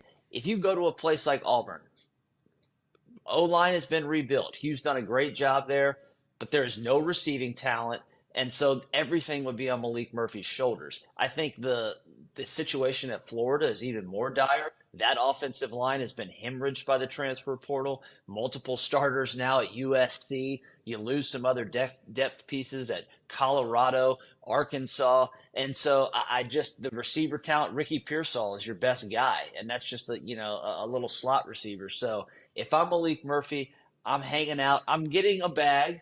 I'm going to make it clear to Texas it's going to cost something, and I think that's totally fair. I think it's a win-win for both sides. You get to continue to develop under a Steve Sarkisian who has, groomed guys like Tua and Mac Jones, and you have the opportunity, if Quinn either falters or gets hurt, to be the guy for a potential Big 12 championship team. I like how at least he was being real. He's like, you should get a bag. Yeah, I love that the bag now is part of our common vernacular. We're talking about the NIL and transfer portal. The bag man used to be it was a term, obviously, to describe someone who's a little shady, who was the go-between between the big money boosters and donors and the prospect, and someone who's going to stay off the record and on the down low. And now the bag, which used to come from the bag man, is now just part of our everyday common language and terminology. The bag man used to have that photograph where the blacked out face and the voice modulator in interviews. Exactly. That was the bag man. Now he's front and center. Now he's front and center. He's sideline. He is. I mean, the bag man, basically the BMDs now, they can be their own bag man because of NIL. And I'll say this is a great compliment to Texas quarterback room, number one, that you have multiple college football analysts around the country watching Texas spring game and going, damn, Malik Murphy is good enough to play. I watched other spring games, and he's good enough to go play for a lot of other programs around the country right now. They can start building their program around Malik Murphy. He's just that good. Now, we all agree he does have tremendous upside, and I do agree he is that good. And we are living in the transfer portal era, and the truth is, and Texas learned this before the transfer portal even became a more common phenomenon within the sports industrial complex at the college level. In Texas was dealing with a tremendous amount of attrition at quarterback, right? Because I always say it's like the old P. Diddy quote, more money, more problems. You want the type of problems that come with more money. Rich people always tell you, man, more money, more problems. Yeah, I get it. But I want them problems. I want them big money problems. Yeah. That's first world problems. And I can solve some of these problems with that money. Exactly. Let me get some of that money. I can solve some of them problems. But even if you have problems with a lot of money, they're first world problems. Oh, you're in a high tax bracket. They're first world problems. Everybody's got issues. Everybody's got problems. But I want the first world problems, not the third world problems. And Texas quarterback room used to have third world problems. Now they got first world problems. Their issue is, one of their 5-star quarterbacks may leave, or one of their quarterbacks they have so much tremendous upside that one of their quarterbacks, who is a starting caliber quarterback, has that type of skill set. He doesn't see a path to play because the guy in front of him is actually just ascending on the precipice of becoming his best version of himself or reaching his ceiling. And the guy behind him, Arch Manning, is also a guy with a ceiling that some says would make him a first-round pick, if not the number one overall pick. That kind of stuff. Yeah. Like, those are first-world problems. It is fun to think, too, that we're in the age now that schools are at least that there's a like a gamesmanship now, too, of like, hey, man, go tell everybody how good that spring game was, because if we're not going to get him, we want at least Texas to pay more money for him. Because we want to hit their money. So even if they got to pay him more, that means they don't get the cornerback that we want in the next class. Yeah. That money, there's only so much. It's like a salary cap. Yeah, so even if we're not going to get him, we're going to hype him up because they're going to have to pay him more. That is so you're right. They're talking about it here, the analysts, but you're so right. That is, and I said this about Texas basketball. I said, well, you know what? What was we were talking about a player, the one, the kid who went to Australia. Yeah. Right? A.J. Johnson. Yes. And I literally said, listen, man, the truth is, the NIL era, it almost makes you operate with a de facto salary cap because, you don't have a salary cap, but there's only so much money that every different program has to spend, all right, based on the NIL dollars. And a kid like that, who's considered to be a lottery pick potentially, he wants compensation. Yeah. All right, period. And you got to get close to matching, what was it, $750,000, I believe, that he was going to make? He's going to make sure. Yeah. You got to match that. And then Patrick brought up that, well, then you got to start thinking about minutes to dollars ratio. Yeah. And productivity to dollars ratio and contribution. And if he's not going to give you 10 minutes a game, 15 minutes a game, whatever it is, at least that, you're going to pay $750,000 for him. And he wants $750,000 before he comes. Yeah, oh yeah. So guaranteed. now freshman year's over. Hey man, now how y'all want me to come back? I had a good season. You got to re-recruit. Now I need more than that. That was for 4 years. Oh no, that was for a season. And this is why some of the coaches in college sports right now, they're saying they want contracts. because they said they're tired of renegotiating every year. It's like in the pros, I renegotiate with a guy every 3 or 4 years. I'm done. I'm good. I start building. In college, you're renegotiating with the big time NIL prospects every year. Because as Patrick said, when they have a good year, they come back to the table. Yeah. They go, all right, I had a good year. Look at them stats. How bad you want me? Because and I can tell you, I won't name names, but when you don't have a good year, you come back to the table. Oh yeah, because I can name one player on Texas that probably didn't have the best year last year, and there was reports that he went back to the table. Hey, you don't get what you deserve; you get what you can negotiate. Yep. And Texas needed that kid, whoever he is. Whoever he is, we all know who he is. But Texas needed that kid. But like I said, Texas has been used to this quarterback thing for a while, though. I'll give you a number. It's actually a crazy number. So Texas has recruited, I think, 25 quarterbacks since 2005. So 25 since 2005 that they've signed. Only 4 of them have graduated and exhausted their eligibility playing quarterback at Texas. That's the McCoys, God bless them both, Sam Ehlinger, and Tyrone Swoops, who is technically a quarterback but was more of a utility player. Of the other, and 4 of them are on campus right now. Great group, right? Arch Manning, Quinn Ewers, Charles Wright, Malik Murphy. So you have 4 that graduated and end up being with 4 on campus. Of the rest of them, 12 transferred. 2 got hurt, stopped playing the sport altogether, and 3 of them changed positions. One of them being Rojo's going to get drafted. Yeah. So think about the hit rate. How low that hit rate is. I mean, like that's why you got to stockpile that quarterback room like socks and underwear. Just keep bringing them in because you never know which one's going to change positions, which one's going to get hurt, which one's going to end up transferring. Whatever quarterback's not playing, this is a new saying that I tell coaches all the time. I said, if your quarterback ain't playing, he ain't happy. Period. Yeah. So you might as well just build your quarterback recruitment around that theory that whatever quarterback ain't playing, he ain't happy and he wants to play. Period. If you think you sound old by saying what you're saying about quarterbacks and in college players right now, you sound old what you're saying, and those kids are 18, 19 years old. So if you say, in my day, we used to red shirt and then sit out, and you played your junior year if you were lucky.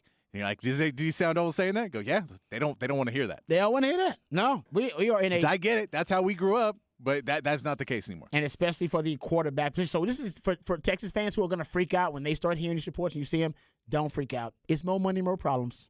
First world problems. You're going to have problems. Would you want the third world problems or you want first world problems? And Texas quarterback room now, that's a first world problem. And by the way, tampering, don't even worry about it. It happens. Tampering is like. Everybody does. Exactly. Tampering's like speeding. Speeding is considered by law enforcement to be the most violated law in the books, meaning all of y'all listening right now speed, and you do it every day. Almost 80% of people on the road break that law every day. That's tampering. That is tampering in college sports. Almost every coach in college sports is breaking that rule, including those ones on the 40 acres right now. So don't get mad about them trying to poach and tamper with your players because you are poaching and tampering with other people's players. Yeah, that's just the reality. Go ask all the Texas basketball team how many times they got called after Chris Beard got fired or after Chris Beard got arrested. Exactly. Ask him how many times somebody hit them up and went, "Oh, you happy there? Ding, ding, ding, ding, ding. You happy?" It's. I'm not saying nothing, but you happy? It's the way of the world, man. It is what it is. No question. All right. We come back. We got NBA playoff review and preview. My friend, we'll preview the big game tonight coming up. All of that and more right here on Ball Don't Lie 104.9 The Horn.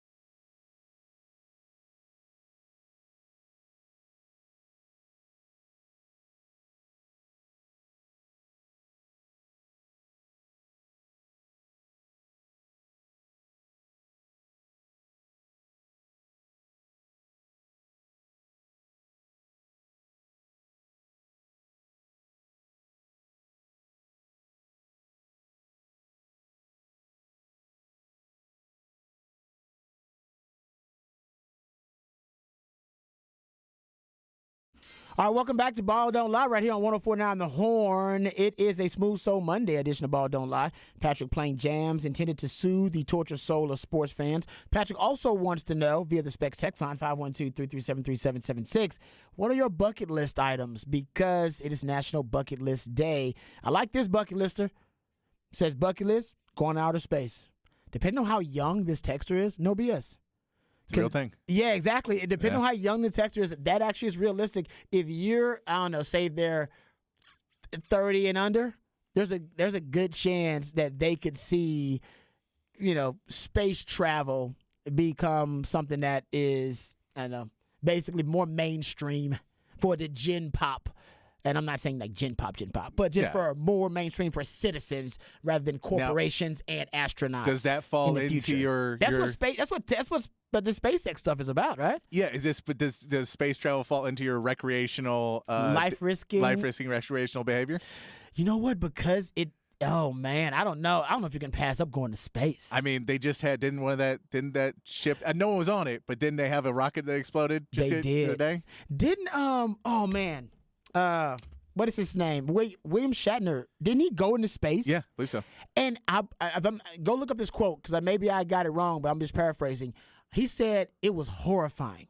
He said it was the scariest experience of his life because he said he never felt more alone. He said it is so desolate, dark, cold. Like you see these movies and you're like, oh, space. The next generation is going to be a beautiful thing and it's going to inspire us to be these these pioneers and these explorers. But he said when you went up there, he said the first thing you as a person, the first thing that hits you is how alone you are. Like you feel alone. Like it's a lot of nothing, like vast nothing. There's universe, planets, but a lot of it you recognize is like, no, this is nothing, and nothing makes you feel more isolated, alienated than he said going to space. He said he wanted to get back home. He wanted to see people. He wanted to see beautiful, picturesque scenes and nature. Yeah. He said it freaked him out. He said he was scared. He said he was actually scared. Oh, look it up. I'm not making it up. No, I believe you. I believe you. It is funny to hear Captain Kirk be scared of space, but it's.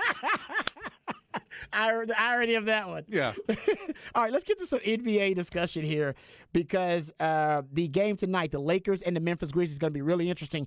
Only because, yes, the Lakers won the last game. They won Game 3, and now they're up 2-1 the series lead over Memphis.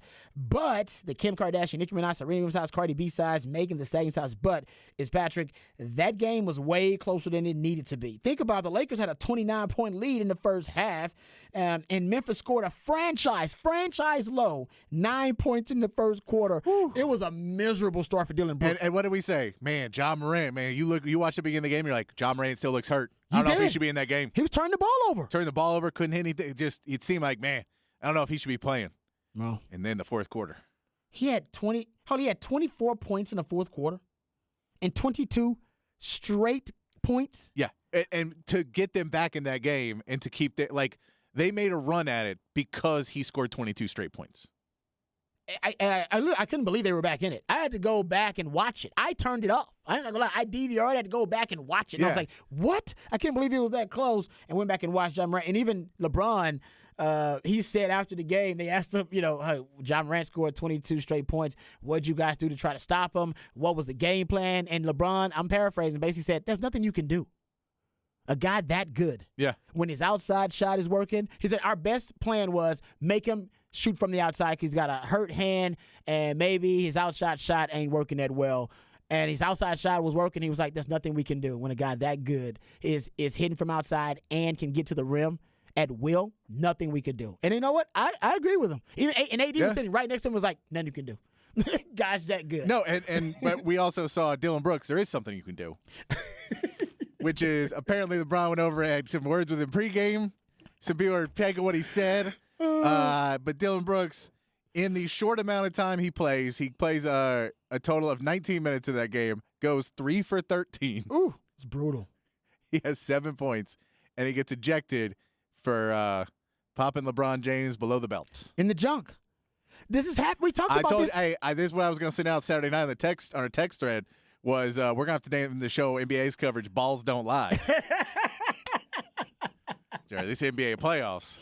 No, the Philly game had like 2 shots. James Harden got kicked out because he grazed. I forgot the player's name. He grazed one defender. I think it was Royce O'Neal, right? Well, it was Royce O'Neal. And then we saw the kick from Embiid to Claxton because he was standing.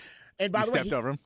Which dangling his junk over Embiid, and Embiid decided to kick him in the junk. So 3 different altercations because of junk and people grazing junk and hitting people in the junk. And now you got Dylan Brooks. And by the way, it always ends badly because men, and most of the referees are men, they have a special type of empathy for any man getting hit in the junk. Yeah.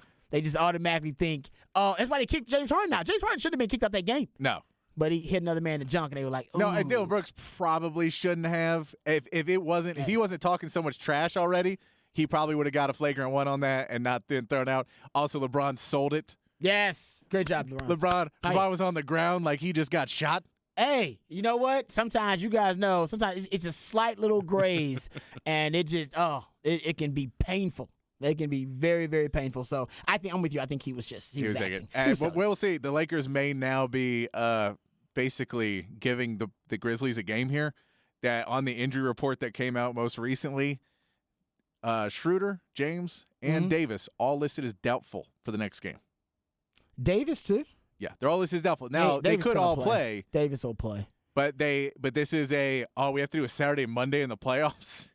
Maybe we'll sit everybody.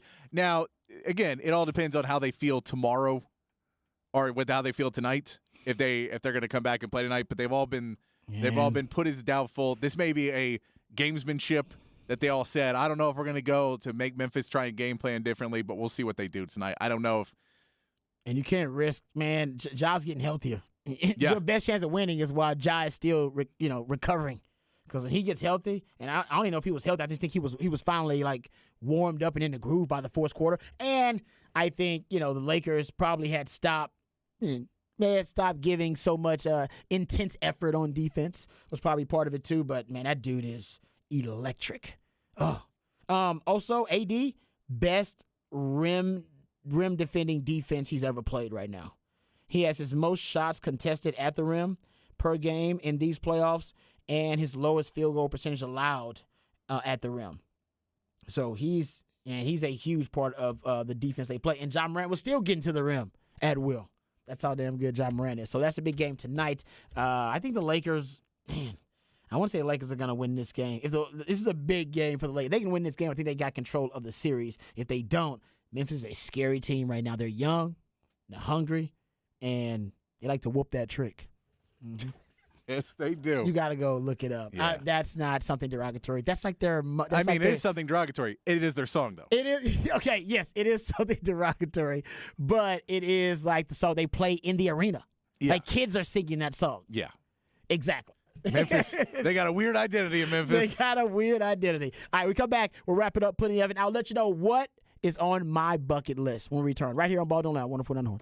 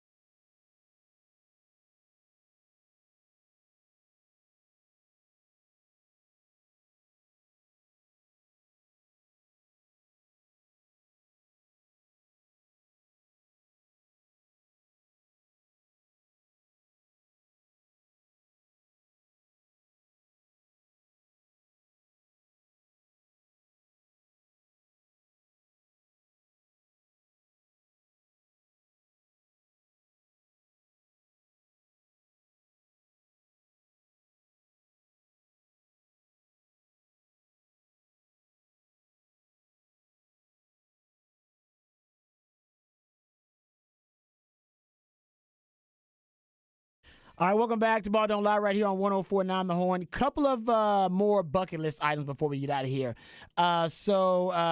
Black Shan from Tulsa says, bucket list 1 is to take a picture in Santorini, Greece, next to the blue domes, next to my chocolate ball head. That is fantastic. Like it. I like it. I love that. I love this one, too. Someone says their bucket list item, smoke a joint with Willie. I've done close to that. That is amazing. Close to that. Yeah, good for you. That is amazing that you smoke a joint with a celebrity that you admire is got to be in that bucket list thing, or whoever it is. Very cool. Yeah, right. Whoever it is to you, that's got to be really cool. All right, here's my bucket list item. I think I want to go see the wonders of the world. There's 7 of them, I believe. Is it 7 wonders of the world? Yeah, because you've been to the Astrodome. Yeah. Well done. Only a Houstonian can drop that one. The 7 wonders of the world. I'd like to go to all of them, check them off the list. That's on my bucket list. There you go. Yeah. You got one? I'll say one that I could accomplish here in radio is I've always wanted to play against the Harlem Globetrotters.